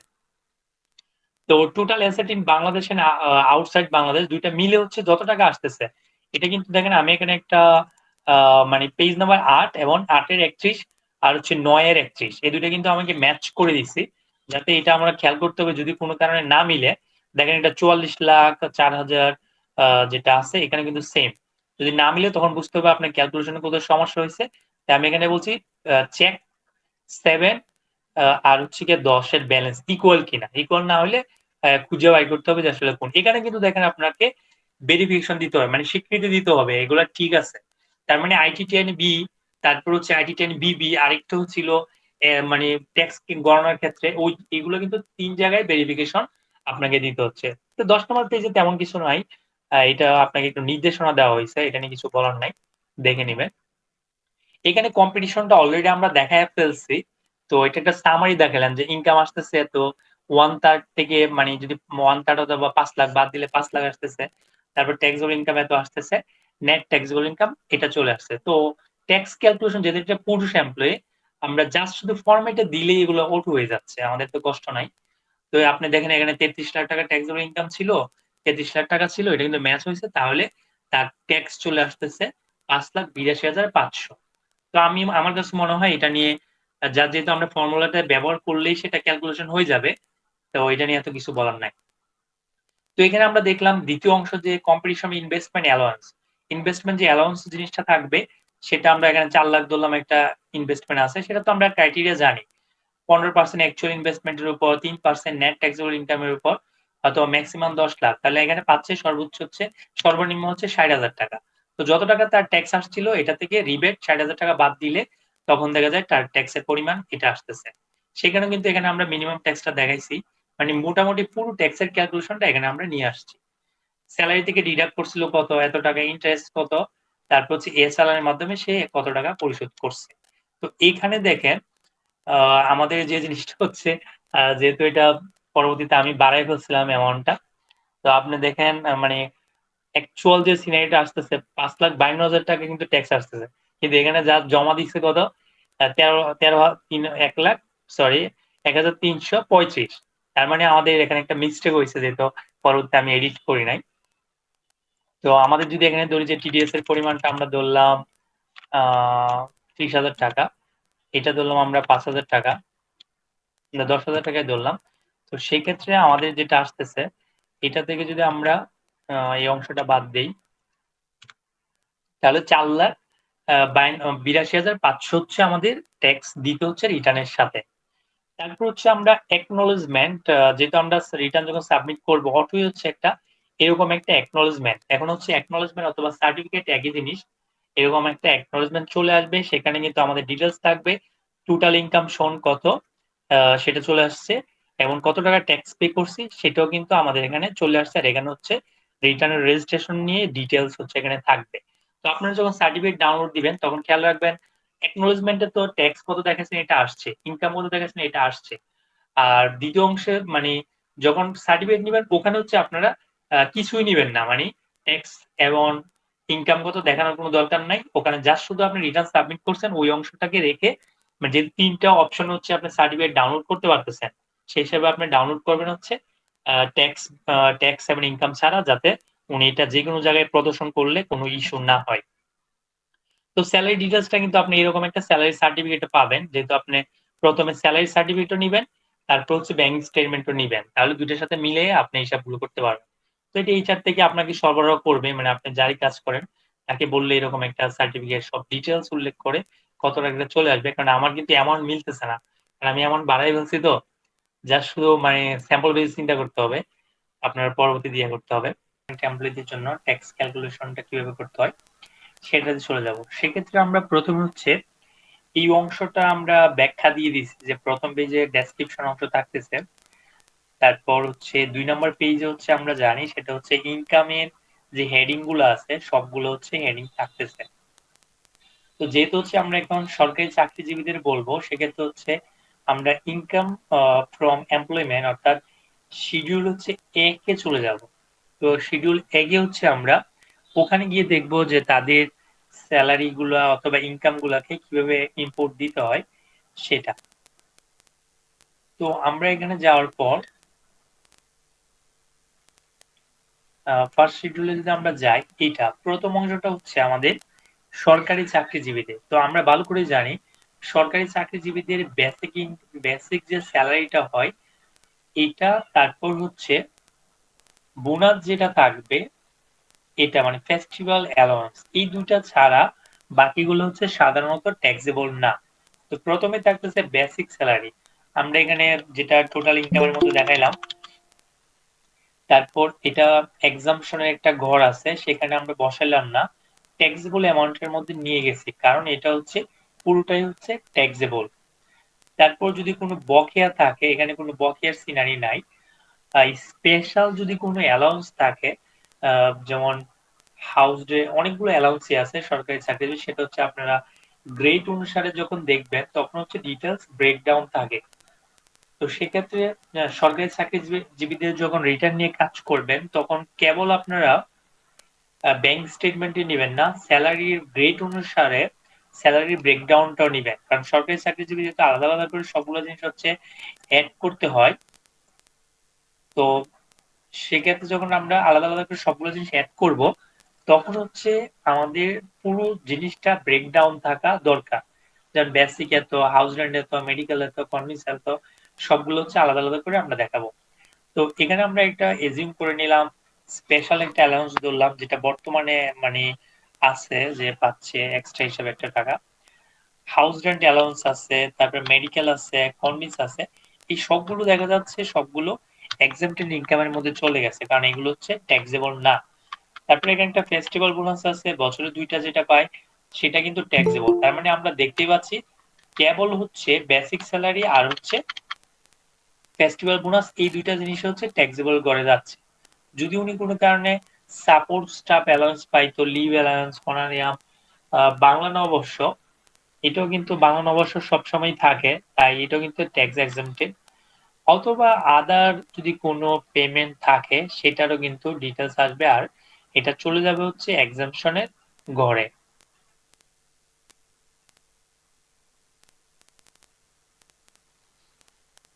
তো এইভাবে যখন আমরা ক্যালকুলেশন করলাম আমরা দেখলাম মোট হচ্ছে আমাদের টাকা আসতেছে হচ্ছে ফান্ড আসতেছে মানে স্যালারি থেকে ৮,১০,৮০০। এটা হচ্ছে আমাদের মূলত স্যালারি। এখন হচ্ছে এটা থেকে আমাদের এক্সাম্পশন হচ্ছে ৫,০২,৮০০, আর আমাদের ট্যাক্সেবল হচ্ছে ৩,০০,৮০০, মানে ৮,০০০। এটা হচ্ছে আমাদের ট্যাক্সেবল। তাহলে দেখা যায় আমরা যদি এটা ট্যাক্স গণনাতে ক্যালকুলেশনে যাই, সেক্ষেত্রে আমরা যদি এখানে একটু মানে সামারাইজ করি যে বেসিক স্যালারিটা এখানে কত আসছে, এক্সাম্পশনের গড়টা আমি রাখছি এখানে। তারপরে হাউস রেন্ট মানে সবগুলো যখন আলাদা আলাদা করে দেখেন এখানে পুরো স্যালারি যে ব্রেকডাউনটা ছিল, house rent, convince, medical, festival, special incentive, tiffin, Bangla আদার অ্যালাউন্স যেগুলো আছে সবগুলো জিনিস কিন্তু রাখছি। রাখার পর এখানে এক্সাম্পশনটা খেয়াল রাখতে হবে, যারা প্রাইভেট এমপ্লয়ি তাদের ক্ষেত্রে যেটা 1/3 অথবা 5 লাখ টাকা, এখানে কিন্তু এরকম না। এখানে হচ্ছে বেসিক স্যালারি আর হচ্ছে ফেস্টিভ্যাল বোনাস, এই দুইটা ছাড়া বাকিগুলাই কিন্তু ট্যাক্স এক্সাম্পটেড। তাই এটা যদি আমরা এখানে দেখি যে এক্সাম্পশন যেটা আসতেছে, তো এখানে যদি আমরা বলছি as a government employee except basic salary and festival bonus other allowance are exempted as per হচ্ছে এসআরও, এখানে এসআরও নাম্বার দেওয়া আছে কোন এসআর এর কারণে। তাই এখানে হচ্ছে আমরা দেখা যাচ্ছে টোটাল যত টাকা আসছিল স্যালারি, এটা থেকে আমরা শুধু দুইটা অংশ বাদ দিছি, বেসিক আর হচ্ছে ফেস্টিভ্যাল বোনাস, তখন হচ্ছে আমরা পেয়ে গেছি আমাদের নেট ট্যাক্সেবল ইনকাম। তো ট্যাক্সেবল ইনকাম যখন এখানে আসছে, এখানে দেখা যায় যেহেতু এটা একটা ফিমেল এমপ্লয়ি, তো তার ক্ষেত্রে দেখা যায় আমরা কোনো কারণে হচ্ছে মানে যেহেতু সে 4 লাখ টাকা হচ্ছে এক্সাম্পটেড থাকবে, আমাদের মোট যে নেট ট্যাক্সেবল ইনকাম আসতেছে 3,08,000, তাহলে দেখা যায় তার কোনো ট্যাক্স আসতেছে না, ক্যালকুলেশন যাচ্ছে না। যেহেতু আমরা জানি এগুলো যেহেতু অটোমেটিক শিট, এখানে যেটা আসবে অ্যামাউন্ট, এটা দেখা যায় ফর্মুলা অনুসারে হচ্ছে সবগুলো জিনিস অটো চলে আসবে। তারপরে এখানে দেখলাম শেয়ার ইনভেস্টমেন্টের পরিমাণ 5 লাখ টাকা আছে, তাহলে দেখা যায় 15% অফ অ্যাকচুয়াল ইনভেস্টমেন্ট যেটা আছে সেইটা, অথবা তার যদি ম্যাক্সিমাম আমরা কত টাকা ধরতে পারি সেটাও কিন্তু মানে ম্যাক্সিমাম তো 10 লাখ, আর 3% হচ্ছে নেট ট্যাক্সেবল ইনকামের উপর যেটা কম সেটা। তাহলে আমরা দেখলাম এখানে 9,200 টাকা হচ্ছে সে অ্যালাউন্স পাচ্ছে, এখানে মিনিমামের সূত্র দেওয়া হয়েছে। তো এখানে দেখা যায় যে জিনিসটা হচ্ছে ইনভেস্টমেন্ট রিবেট কিন্তু সে নিতে পারতেছে না, কারণ ইনভেস্টমেন্ট রিবেট পাইতে গেলে অবশ্যই তাকে ট্যাক্স থাকতে হবে। ট্যাক্স যদি না থাকে আপনি রিবেট পাবেন না। এখানে যেহেতু ট্যাক্স জিরো, সেক্ষেত্রে আপনি যত টাকাই রিবেট আসে না কেন আপনি সেই রিবেট পাবেন না। তাই দেখা যায় এখানে হচ্ছে আপনার 1 টাকাও রিবেট নাই। তার মানে আপনার রিবেট ফ্যাসিলিটি নিতে গেলে অবশ্যই ইনকাম থাকতে হবে ভালো, তারপর হচ্ছে আপনি রিবেটের ফ্যাসিলিটিটা নিতে পারবেন। এখন যদি ধরেন আমরা 4 নম্বর শিডিউলে টাকার পরিমাণ মানে স্যালারিটা জাস্ট অ্যাজিউম করে আমরা স্যালারিটা বাড়ায় দিলাম। তো ধরলাম আমরা বেসিক স্যালারিটা, আচ্ছা এখানে কম্পিটিশন শিট থেকে আসছে, আমরা ওখানে চেঞ্জ করি। তো বেসিক স্যালারিটা আমরা ধরলাম মাসে 50,000 টাকা করে ধরি, বাকি সব এমনি রাখলাম জাস্ট যেহেতু আমাদের এটা দেখানোর জন্য। তো আমরা ফেস্টিভ্যাল বোনাসটা বের করি। ফেস্টিভ্যাল বোনাসটা আমরা এটাকে দিলাম 50,000, তাহলে দেখা যাচ্ছে নেট ট্যাক্সেবল ইনকাম 7 লাখ টাকা চলে আসছে। তো 7 লাখ টাকা যদি চলে আসে আমাদের ফরম্যাটে অটো সেটা ক্যালকুলেশন নিয়ে নিচ্ছে, সেখানে দেখলাম আমাদের 25,000 টাকা হচ্ছে ট্যাক্স আসতেছে। তো 25,000 টাকা যে ট্যাক্সটা আসছে, এখন আমাদের রিবিটের সিনারিওটা কিন্তু বেড়ে গেছে। আমাদের রিবিটটা যেহেতু নেট ইনকামের 3%টা কিন্তু এখানে সর্বনিম্ন, এটা হাই মানে নিচ্ছে। তো আমাদের 25,000 টাকা ট্যাক্স আসতেছে, সেখানে আমরা রিবেট পাচ্ছি কিন্তু 21,000 টাকা, মাত্র আমাকে ট্যাক্স দিতে হচ্ছে 4,000 টাকা। তার মানে দেখেন সুবিধাটা, যদি কোনো মানে ইনকাম ট্যাক্সেবল হয়, যদি প্রপার সোর্সে যদি ইনভেস্টমেন্ট করে, তাহলে কতটুকু লাভ হচ্ছে যে উনি এতগুলো টাকা ট্যাক্স আসছে সেটার উপর মাত্র 4,000 টাকা হচ্ছে ট্যাক্স দিচ্ছে। এখন ধরেন আমরা আরেকটু যদি অ্যামাউন্টটা বাড়াই, সেক্ষেত্রে দেখি সিনারিওটা কি আসে। ধরেন আমরা এখানে 60,000 টাকা দিলাম, ফেস্টিভ্যাল বোনাস 60,000 টাকা দিলাম, তখন দেখা যায় 39,000 টাকা হচ্ছে ট্যাক্স আসতেছে। তো এখানে দেখা যায় আমরা রিবেট কিন্তু সর্বোচ্চ যেহেতু হচ্ছে 3%, এটা কিন্তু 25,200 টাকা আসতেছে। আমাদের কিন্তু এখানে ট্যাক্সের পরিমাণটা 13,800 টাকা ট্যাক্স আমাদেরকে দিতে হচ্ছে। আমরা একটা প্রায় 25,200 টাকা রিবেট পেয়ে যাচ্ছি। তো আপনাদের আরেকটা জিনিস খেয়াল রাখতে হবে, এই ক্যালকুলেশন শিট যেটা থাকবে এখানে কিন্তু আপনারা নিচে ট্যাক্স পেয়ারের সিগনেচারটা নিয়ে নেবেন। যদি মানে ম্যানুয়াল হইতো তাহলে রাখতো, এখন যেহেতু আমরা ম্যানুয়াল রিটার্ন দিব না, তার মানে এটা ইম্পর্টেন্ট না। তো এখানে আমরা মোটামুটি যেটা একটা হেডিং নিয়ে কথা বলবো, আমরা দেখলাম স্যালারি ইম্প্যাক্টটা এখানে অটো সবগুলো ক্যালকুলেশনে চলে আসছে। আমাদের গ্রস ট্যাক্স আসতেছে হচ্ছে 39,000, এটা থেকে আমরা রিবেট পাচ্ছি হচ্ছে 25,200। আমাকে রিবেটের পর ট্যাক্স দিতে হবে হচ্ছে 13,800। 13,800 টাকা হচ্ছে আমাদের ট্যাক্স দিতে হবে। তো 13,800 টাকা ট্যাক্স আমরা এই চালানের মধ্যে পে করলাম। যেহেতু আমার কোনো সারচার্জ নাই, কোনো কিছু নাই, ধরেন যদি আমাদের সারচার্জ হইতো, তার অ্যাসেট যদি 4 কোটি টাকার বেশি হইতো, তাহলে আমরা এখানে 10% হচ্ছে সারচার্জ নিতাম। তখন দেখা যায় এখানে ট্যাক্সের পরিমাণ আরো 1380 টাকা বাড়তো। তখন আমাদের 15,180 টাকা ট্যাক্স দিতে হতো। তাহলে আমরা জানি 2 নাম্বার পেজ হচ্ছে ট্যাক্স পেমেন্টের মানে প্রথম অংশ ইনকামের ডিটেলস, দ্বিতীয় অংশ হচ্ছে ট্যাক্স ক্যালকুলেশনের মানে ডিটেলস। তারপর আমরা 3 নাম্বার পেজে যদি যাই, এখানে হচ্ছে সে কিভাবে ট্যাক্স পেমেন্ট করছে কিনা। তো আমরা এখানে দেখলাম ট্যাক্স ডিডাক্টেড এর সোর্স থেকে কোনো ডাটা আসতেছে না, কারণ আমরা এখানে কোনো ডাটা ইম্পোর্ট দেই নাই। যদি আমরা ট্যাক্স ডিডাক্টেড সোর্সে যদি কোনো ডাটা দেই, ধরলাম আমরা এখানে হচ্ছে 5,000 টাকা মানে 2,000 টাকা দিলাম। আপনারা দেখেন যে রিবেটটা আমরা কেন যখন টিডিএস ক্যালকুলেশন করার সময় আমরা কেন রিবেটটাকে গুরুত্ব দিই, মানে 3% ধরতে বলি। কারণ এখন যদি ধরেন স্যালারি থেকে যদি এই রিবেটটা কনসিডার না করে ট্যাক্স কাটা শুরু করতো 39,000 টাকা, তো অথবা অ্যাডভান্স ট্যাক্স দিয়ে দিত, তাহলে ব্যাপারটা কি হইতো? তখন দেখা যায় হচ্ছে ট্যাক্সের পরিমাণ অনেক বেশি হতো, কারণ বছর শেষে তার ট্যাক্স দিতে হচ্ছে মাত্র 13,800। তো সেক্ষেত্রে আমরা এখানে ধরলাম 5,000 টাকার একটা টিডিএস দেখাইলাম। তো এখানে যদি আমরা আসি, তো দেখাচ্ছে হচ্ছে 13,000 থেকে মানে income tax liability after rebate, এটা থেকে আমরা বাদ দিলাম টিডিএস। তো এখানে আমরা একটা গড় দিয়ে দিই, এটা সেম অ্যামাউন্ট দিয়ে থাকতেছে।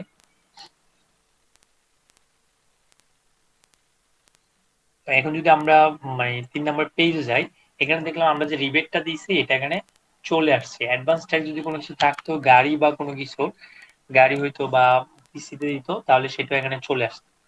তারপর হচ্ছে অ্যাডজাস্টমেন্ট অফ ট্যাক্স রিফান্ডের ক্ষেত্রে যদি থাকতো সেটা, কিন্তু আমরা রিটার্নের সাথে হচ্ছে আমাদের tax paid with this return, এটা আমরা কত টাকা দিব। তো আমাদের কিন্তু এখানে অ্যামাউন্টটা কমে আসছে, যেহেতু 5,000 টাকা অ্যাডভান্স নিয়ে নিছে, সেক্ষেত্রে আমাদের 8,800 টাকা মানে সহ হচ্ছে আমাদের 13,800 টাকা মোট আমাদের ট্যাক্স পরিমাণটা পেমেন্ট করতে হচ্ছে। তো বাকিগুলো হচ্ছে আমাদের কোনো তথ্য নাই, আমরা দিলাম না। আর এখানে দিলাম যে কোন কোন লিস্ট অফ ডকুমেন্ট, এটা আমরা অলরেডি বলছি।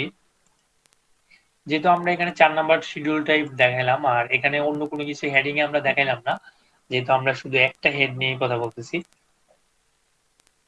তো এগুলোতে কোনো কিছু নাই। এখন হচ্ছে আমরা যখন আসবো মানে 7 নাম্বার পেজে এক্সপেন্স মানে লাইফস্টাইল এক্সপেন্স যেটা আছে এটা, তখন হচ্ছে আমাদের এখানে পার্সোনাল এক্সপেন্স গুলোকে আমাদের সেপারেট করে করে দিতে হবে। আমার যত টাকা দরকার সেটা আমরা দিলাম, দেওয়ার পর মোট যত আসতেছে আসবে, এটা আমরা বলছি। কিন্তু এখন হচ্ছে আমরা যখন IT10B তে আসলাম, আমরা দেখলাম সেটা হচ্ছে 8,40,000 টাকা হচ্ছে তার নেট ট্যাক্সেবল ইনকাম। এর সাথে হচ্ছে এক্সাম্পশন আছে 7,76,400। এখন যদি আমরা পার্সেভিনটা একটা দেখাইতে চাই, তখন আমরা দেখাইলাম এখানে যে 5,00,000 টাকা পার্সেভিন আছে, তাহলে এই সবগুলো মিলে হচ্ছে আমাদের 21,16,400 টাকা হচ্ছে মোট সোর্স অফ ফান্ড। এটা যেহেতু এটা প্রথম রিটার্ন, প্রিভিয়াস কোনো ডাটাই নাই, তো এখানে সেটা আমরা জিরো অ্যামাউন্ট চলে আসতেছে। তারপর দুইটা যোগ করলে দেখা যায় 21,16,400 আসতেছে। তার সাথে আমার যত টাকা এক্সপেন্স ছিল সেটা চলে আসছে, আর আদার্স কোনো এক্সপেন্স নাই, গিফট টিপ দেই নাই, তার মানে আমাকে বাদ দেওয়ার পর আমার নেট ওয়েলথ আসতেছে হচ্ছে 18,26,400। যেহেতু এখানে আমরা কোনো লোন টোন করি নাই, মানে ওনার লোনের কোনো ব্যাপার নাই, এই তথ্যগুলো আসতেছে না। তো আমাদের গ্রস ওয়েলথের পরিমাণ 16,26,400 টাকায় কিন্তু চলে আসছে। তো তারপর যখন আমরা 9 নাম্বার পেজে যাব, এটা অলরেডি আমাদের যেহেতু সরকারি চাকরিজীবী, তার কোনো ব্যবসা নাই, ব্যবসার কোনো ইনকাম মানে সোর্স নাই, ক্যাপিটাল নাই, কোথাও কোনো ইনভেস্টমেন্ট শেয়ার ডিরেক্টর হিসাবে ইনভেস্টমেন্ট করা নাই, বিজনেস ক্যাপিটাল নাই। কিন্তু তার মানে এই না সরকারি চাকরি করলেও কিন্তু 2, 3, 4 ধরনের হেডে ইনকাম থাকতে পারে। আমরা যার শুধু এখানে স্যালারি নিয়ে কথা বলছি, যদি আমরা আগের ভিডিওটা খেয়াল করি, ওখানে আমরা যে এক্সপ্লেনেশনটা দিছি ওইটাতেই কিন্তু মোটামুটি আছে যে কোন কোন হেডে 3-4টা হেডে ইনকাম থাকতে পারে, থাকলে আমরা বসাবো। আর অ্যাসেট লাইবিলিটিস এগুলো তো অবশ্যই থাকতে পারে, আমরা এখানে দেখাই নাই। ফিনান্সিয়াল অ্যাসেট অথবা শেয়ার মার্কেট ইনভেস্টমেন্ট সহ অনেক কিছু। তো আমরা এখানে শুধু একটা দেখালাম, শেয়ার ইনভেস্টমেন্ট আছে ৫,০০,০০০ টাকা। তো দেখা যায় ফিনান্সিয়াল অ্যাসেট তার ৫,০০,০০০ টাকা আছে। অর্নামেন্ট সেটা আমরা ৩,০০,০০০ টাকায় রাখছি, ফার্নিচার রাখছি। আদার অ্যাসেট হিসেবে ৮০,০০০ টাকা। তাহলে মোট দেখা যায় আমরা যেটুকুলো ক্যালকুলেশন করি, আমার কাছে অ্যাসেটের পরিমাণটা চলে আসতেছে ৮,২৬,৪০০। তারপর এখানে হচ্ছে আমরা যদি এই অংশটাকে দেখি যে কোন কোন অংশটাতে ম্যাচ হচ্ছে, আমরা টোটাল ফিনান্সিয়াল অ্যাসেট ৫,০০,০০০ টাকা, এর সাথে হচ্ছে আমাদের দ্বিতীয় অংশের যে অ্যাসেট ছিল এগুলো সব যোগ করলে হচ্ছে ১৮,২৬,৪০০। তাহলে আমরা দেখলাম এখানে ১৮,২৬,৪০০ আর এখানে ১৮,২৬,৪০০। কারণ আপনারা যখন এই রিটার্ন দিবেন তখন অবশ্যই আপনাদের খেয়াল রাখতে হবে এই দুইটার ডিফারেন্স কিন্তু জিরো হইতে হবে। যদি ডিফারেন্স জিরো না হয় তাহলে আপনাকে ফাইন্ড আউট করতে হবে সোর্স অফ ফান্ড অথবা অ্যাসেটে কোথাও কোনো ভুল করছেন কিনা। যদি ভুল হয় সেটা করতে হবে, কারণ এখানে যদি আপনি জিরো, এই যে আমরা এখানে দেখাচ্ছি দুইটা যদি ব্যালেন্স ডিফারেন্স যদি জিরো না হয় তাহলে আপনাদের এখানে রিটার্নও প্রসেস করার আগে আপনাকে একটা ওয়ার্নিং দিবে যে আপনার এই হিসাবটা হয় নাই। তো সেক্ষেত্রে আপনারা ঠিক করে নেবেন। তো ১০ নম্বর পেজে তেমন কিছু নাই। তারপর হচ্ছে আমাদের অ্যাকনোলেজমেন্টটা তো যে ইনফরমেশন গুলো আমরা ওখানে দিছি, যেমন অ্যাসেসমেন্ট ইয়ার, ট্যাক্স পেয়ার নাম, আইডিএন আইডি, এগুলো সব চলে আসবে। টোটাল ইনকাম কত, ট্যাক্স কত পে করছি, এই জিনিসটা সবগুলো হচ্ছে চলে আসছে। তাহলে আমার কাছে মনে হচ্ছে স্যালারি এমপ্লয়ীদের মোটামুটি মানে এতটা কোনো কঠিন না। তাই আদার্স সোর্স অফ ইনকাম যদি থাকে তখন হচ্ছে আমাদের জিনিসগুলো একটু কঠিন হচ্ছে।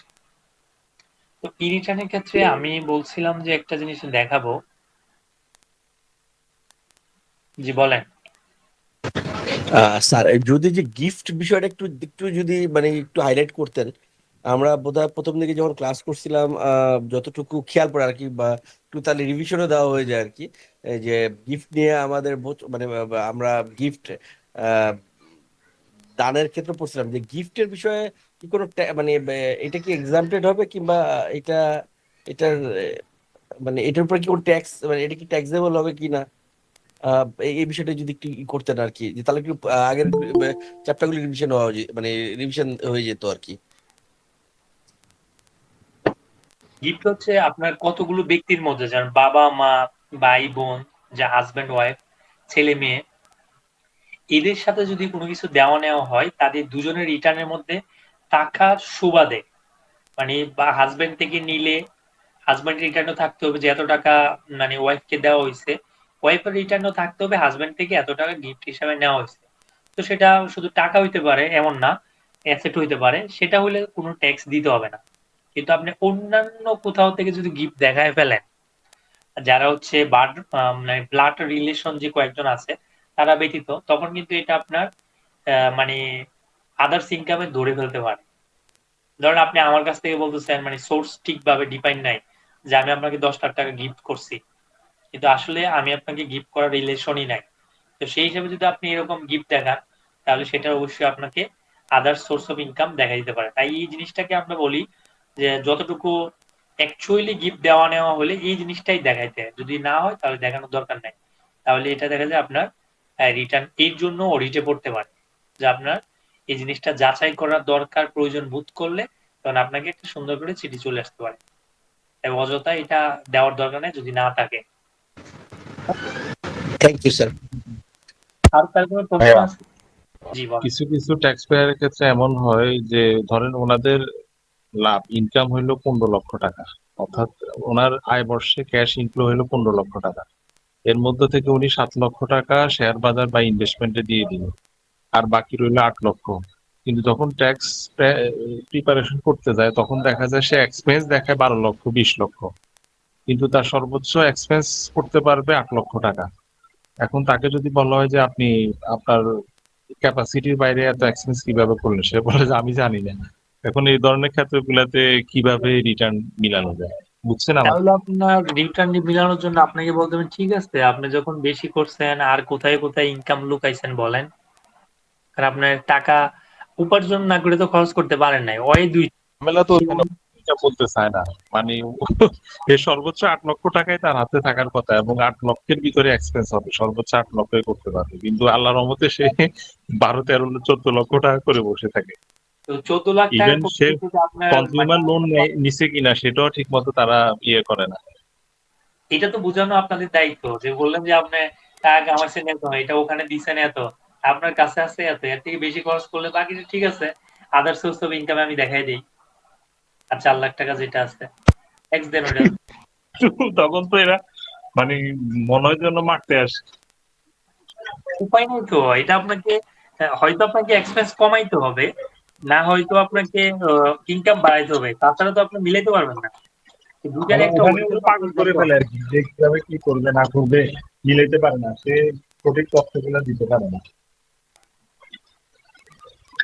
এটার জন্য হচ্ছে ওয়ে একটাই, আপনাকে এক্সপেন্স কমায় দেখাইতে হবে, অথবা আপনাকে হচ্ছে ইনকাম বাড়াই দিতে হবে, না হয়তো আপনি এটা মিলাইতে পারবেন না, যেহেতু আপনার ইনভেস্টমেন্ট দেখাচ্ছেন সলিড। তো এটাকে দুটার একটা ওয়েতে যাইতে হবে, এর বাইরে কোনো ওয়ে নাই আসলে। মানে আপনি ধরেন টেম্পারিং করে ইনকাম কি বাড়াই দেখানো যাবে বা টেম্পারিং করেন যাই করেন, ইনকাম বাড়াইলে তো এনবিআর এর লাভ, তার মানে আপনি বাড়াই দিলেই তো ভালো।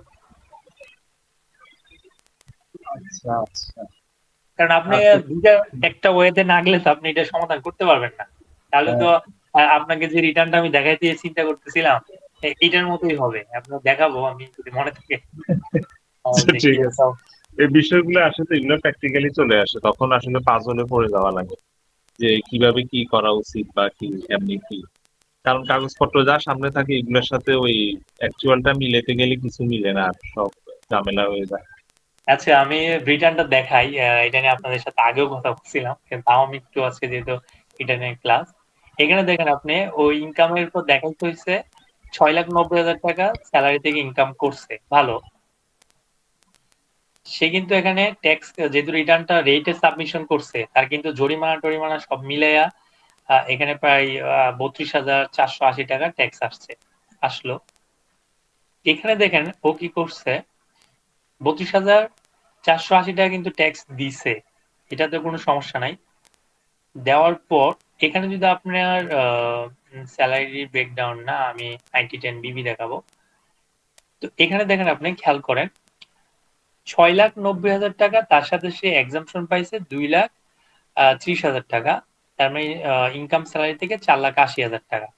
তো তার মানে মোট যে ইনকামটা 6,90,000 টাকাই কিন্তু থাকতেছে। তো এখানে দেখেন, সে দেখেন এই যে না বুঝার কারণে আপনি ধরেন 3,20,000 টাকা টোটালের মধ্যে বসায় দিছে, আপনি দেখেন এখানেই বলতেছে উপরে পার্সোনাল ফ্যামিলি ফুডিং এর কত এটা 3,00,000, 3.5 লাখ। আবার হাউজিং এক্সপেন্স আছে 3,60,000, কারণ এই রিটার্নটা যখন আমি করছিলাম, করেও যখন ট্যাক্স বেশি আসছে, যেহেতু উনি গতবার রিটার্ন মানে আগের বার না দেওয়ার কারণে, তো দেখা যায় উনি এসে পরবর্তীতে মূলত আমি আইডি পাসওয়ার্ড সবকিছু করে আমি রিটার্ন সাবমিট করতে জন্য প্রস্তুত, ট্যাক্স বেশি আসছে আমি বলতেছি ওই ট্যাক্সটাই দিতে, তো দেখা যায় উনি বলতেছে দিবে, আচ্ছা পরের দিনে গিয়ে রিটার্ন নিজে না বলতেছে, পরে উনি একজন লয়ার দিয়ে করাইছে।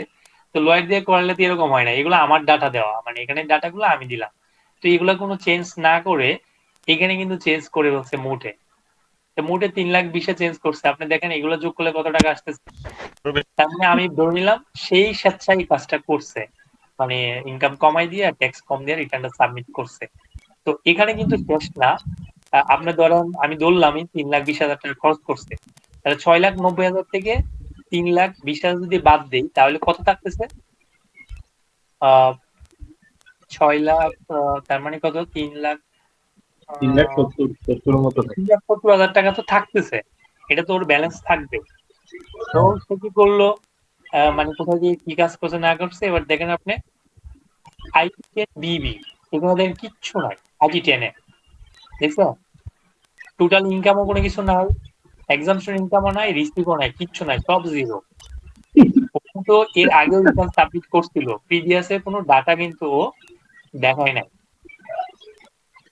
ঠিক আছে, এগুলো কোনো কিছু একদম সব ব্ল্যাঙ্ক। এই যে খরচটা ওখান থেকে কানেক্ট হয়েছে, এখানে যেহেতু ও মিলাইতে পারে না হয়তো, এখানে খরচ মানে যেটা ছিল এটা কিন্তু বাদ করে দিচ্ছে, মানে এক্সপেন্স আই10 BB থেকে কিছুই আসে না, 3,20,000 অ্যাটলিস্ট আসার কথা, এটা কিন্তু দেয় না কিছু।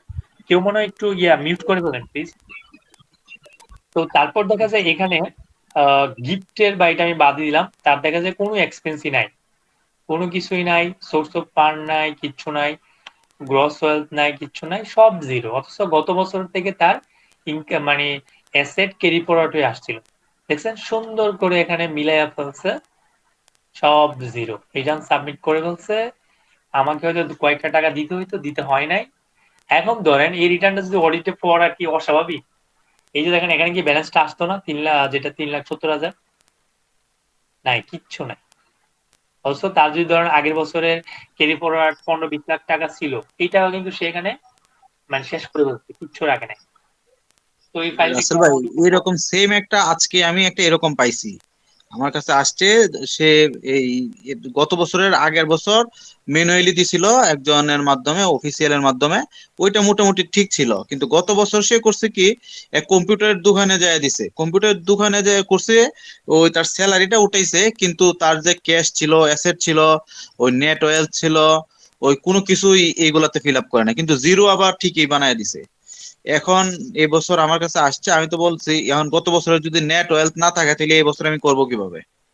এই বছর তো করা যাবে না, কারণ আপনার তো প্রথম বছরও নেট ওয়েলথ ছিল, এই গত বছর তো আপনার নেট ওয়েলথ নাই। এখন তো হলো এই বলছিল এটা রেকটিফাই করার জন্য, ওই যে গত বছরের যেটা 180-তে। এখন আপনার এটা রেকটিফাই না করে তো উপায় নাই, করতে হবে তো। হ্যাঁ, হ্যাঁ। আচ্ছা ভাই, এই রেকটিফাই এর ক্ষেত্রে কি ভাই সবকিছুই রেকটিফাই করা যায় না? এর মনে কিছু রেস্ট্রিকশন আছে? রেকটিফাই হচ্ছে আমাদের মানে 6 মাসের মধ্যে করতে হয় রিটার্ন সাবমিশনে। এখন কিন্তু মেয়াদ চলে গেছে, সেক্ষেত্রে রেকটিফাই কিন্তু সুযোগ নাই। এটা অডিটে পড়লে তখন কিন্তু আপনার সংশোধিত রিটার্ন আবার সাবমিট করতে হইতে পারে। কারণ আপনি মেয়াদ তো চলে গেছে, যেটা রেকটিফাই করতে পারবেন সেটা তো মেয়াদ নাই। আচ্ছা, আচ্ছা, তাহলে এখন কি করতে পারি এটা? আছে না যেটা 180 দিনের 6 মাসের? হ্যাঁ, 180 দিন মানে 6 মাসের মধ্যে তো এটা করা উচিত। তারপরে তো আর সময় থাকতেছে না। আবার চান্স হচ্ছে যদি অডিটে পড়ে তখন মানে আবার সংশোধিত রিটার্ন দেওয়া যাবে। ওই তবে রেকটিফাই এর ক্ষেত্রে নিয়ম হচ্ছে কোনোভাবে হচ্ছে আপনি আগের ট্যাক্স কমাইতে পারবেন না, বাড়াইতে হবে। হুম, হুম, হুম। মানে হ্যাঁ, ওই এটা তো অ্যাডজাস্টমেন্টের মতো না, 9.1 এ যেটা করি। হ্যাঁ, আপনি বাড়াবেন কিন্তু এখন সেটা আপনি আপনি এখানে কি করবেন? অ্যাসেটটা কিন্তু আপনি আবার নতুন রিটার্ন আবার রাইখেন। যাতে বলতে পারেন যে পরে মানে মাঝখানে রিটার্নে অ্যাসেটটা শেষ হয়ে গেছে, যে এই মিস্টেক হয়েছে, যাতে পরবর্তী অডিটে বললে সংশোধন করা যায়। কিন্তু আবার যদি আপনি ক্যারি ফরওয়ার্ড না করেন তাহলে তো মহাবিপদ। সেটা এখন তাহলে করবোটা কি? তো আমি তো ভাবছিলাম হলো রেকটিফাই করে দিব, যে ইয়েতে এখন তো 6 মাস যদি চলে যায়, এটা কি অপশন কি অফ করা এখন ওই রেকটিফাই এর? রেকটিফাই করে তো আপনার ম্যানুয়ালি করতে হবে। আচ্ছা, আচ্ছা। কারণ রেকটিফাইয়ের আপনি কমন যেটা প্র্যাকটিস সেটা তো আপনি রাখতেছেনই, যে 180 দিনের মধ্যে যদি আপনার কাছে মনে হয় যে রিটার্নে কোনো প্রবলেম হয়েছে, তাহলে আপনি ইজিলি আইন অনুসারে রেকটিফাই করতে পারতেছেন। ট্যাক্স লায়াবিলিটি না কমায়া আপনি ইজিলি হচ্ছে সংশোধিত রিটার্ন দিতে পারবেন। আবার এটাও খেয়াল রাখতে হবে, সংশোধিত রিটার্ন কিন্তু আপনি একবারই দিতে পারবেন, দুইবার কিন্তু দেওয়া যাবে না। তো সেক্ষেত্রে দেখা যায় মানে আপনি তো ওইটা খেয়াল রাখবেন, কিন্তু আপনার কাছে 5 বছর পরে আসলো, 2 বছর পরে আসলো, 1 বছর পরে আসলো, তখন আপনি সংশোধনের রিটার্ন কেমনে দিবেন? আইন অনুসারে তো দিতে পারতেছেন না। যে রিটার্নটা আমরা দেখাইলাম, ও এখন কি না, করবে? আমার মনে হয় যেন পুরোপুরি শেষ হলে, কোর্স শেষ হলে একটা ওভারঅল ধারণা চলে আসবে, তখন আরো কনফিডেন্স পাওয়া যাবে। হ্যাঁ, এটা আশা চলে করি আসবে। হয়ে যাবে। এখন ধরেন যদি এই যে দ্রুতবার ও যদি সচেতন হয় তাহলে 180 দিনের আগে সে কিন্তু একটা সংশোধিত রিটার্ন তার দেওয়া উচিত। আমি ওরে মেসেজও করছিলাম যে ভাই টাকা পয়সা লাগবে না, আপনি যে এই কাজগুলো করছেন আপনি ইয়া করেন, মানে জিনিসটা একটা সংশোধন রিটার্ন দিয়ে দেন। তো উনি কিন্তু আমার মেসেজ সিনও করে নাই, হয়তো রিপ্লাই করে নাই, মানে এটাকে সিরিয়াসলি নেয় নাই। ঠিক থাকলে আসবে। যেহেতু ঠিক থাকে এরকম ট্যাক্স পেয়ার আছে, যাই হোক, কত কিছু দেখবেন জীবনে। না, আশা করি ধরেন আগে সামনে যে প্র্যাকটিক্যাল সেশন গুলো আছে এগুলো হয়ে গেলে আমার মনে হয় যেন এই বিষয়গুলো আমাদের আরো ক্লিয়ার হয়ে যাবে। মানে তখন আরো কনফিডেন্স হবে, রেকটিফিকেশন গুলো আরো ক্লিয়ার হয়ে যাবে। হ্যাঁ, এটা এত একটা এত অনেক ক্লাস জিনিস তো, এখন অনেক প্যাচ থাকে, সেন্সেশনাল জিনিস থাকে, তো এই কারণেই একটু এত এত ক্লাস রাখছি, তাতে যদি ট্যাক্স না শিখতে পারেন আমি জানি না কিভাবে শিখবেন। আমার মাথায় না, ধরে না, ওই যে আপনি আইসবার্গের নিচে একজন আইসবার্গের মনে নিচে করেন দিবি। ইয়া করে ভাই, ওই যে দুইটা মানে পার্ট পার্ট করে হচ্ছে ট্রেনিং করায়। মূসকের ফর্মের উপর একটা 9 এর উপর একটা মানে করতে থাকে মানে একটা কমপ্লিট দেয় না। টেক্সট তো না, আপনি মিনিমাম আপনি আপনি যেটা রাখছেন এটা অনেক ডিটেলস এবং অনেক সফিস্টিকেটেড রাখছেন, এটা অনেকে করে না। অনেকে কি করে, উপর দিয়ে লবণ সাউনের মতো কিছু দেয়, ভিতর দিয়ে সব রাখি দেয়, প্যাটের মধ্যে রাখি দেয়। ওই যে ক্লাসে যেরকম ম্যাডামরা যেগুলো পড়ে এগুলো পরীক্ষায় আসে না, যেগুলো পরীক্ষায় আসে এগুলো ক্লাসে পড়ায় না। আমি যদি ভাই শিখেন আপনারা যতটুকু আমার মাথায় আছে মানে পুরো জিনিসটা শিখতে পারেন যতটুকু দিতে পারি। এখন মানে আমার কাছে রেখে দিব এটা হবে না ওইটা হবে না এরকম না। ঠিক হ্যাঁ মতো হ্যাঁ, কিন্তু বাংলাদেশে এটা প্র্যাকটিস সব জায়গায়, বেশিরভাগই প্যাটের মধ্যে রেখে দেওয়া। কারণ আপনারা যেটা মানে ট্রেনিং এর ক্ষেত্রে যে জিনিসটাকে প্রাধান্য দিয়ে দেওয়া উচিত মানে ওই ট্রেনার মানে কর্পোরেটের সাথে জড়িত কিনা। অনেকে দেখেন ফুল টাইম ট্রেনিং বা এগুলোর সাথে জড়িত, তার কিন্তু জ্ঞান এক সময় লিমিটেড হয়ে যায়। আমি যদি মানে প্রতিষ্ঠানে নিত্য নৈতিক সমস্যা পড়ি, যেমন আজকের ক্লাসে অনেকগুলো প্রবলেম নিয়ে বলছি না, তো সেটা কিন্তু আমার কাছে আসছে বা আমি ফেস করছি এই জিনিসটা কিন্তু আপনাকে শিখাই ফেলতেছি। তো ধরেন আমি যদি লেকচারের বিদ্যা আবদ্ধ থাকতেছি, তো তখন দেখা যায় আমি আপনাকে শিখাবো মানে লিমিটেড হয়ে যাবে ডে বাই ডে। তা আমি সবসময় চিন্তা করি যে নিত্য নতুন প্রবলেম ফেস করি, ওখান থেকে শিখি, সেটা শেয়ার করি। এটা হচ্ছে কি আসল। ঠিক আছে, তাহলে যদি কোনো প্রশ্ন না থাকে তাহলে তখন শেষ করতে পারি। আচ্ছা ঠিক আছে, থ্যাংক ইউ। ওকে, আল্লাহ হাফেজ। দেখা হবে পরের ক্লাসে ইনশাআল্লাহ।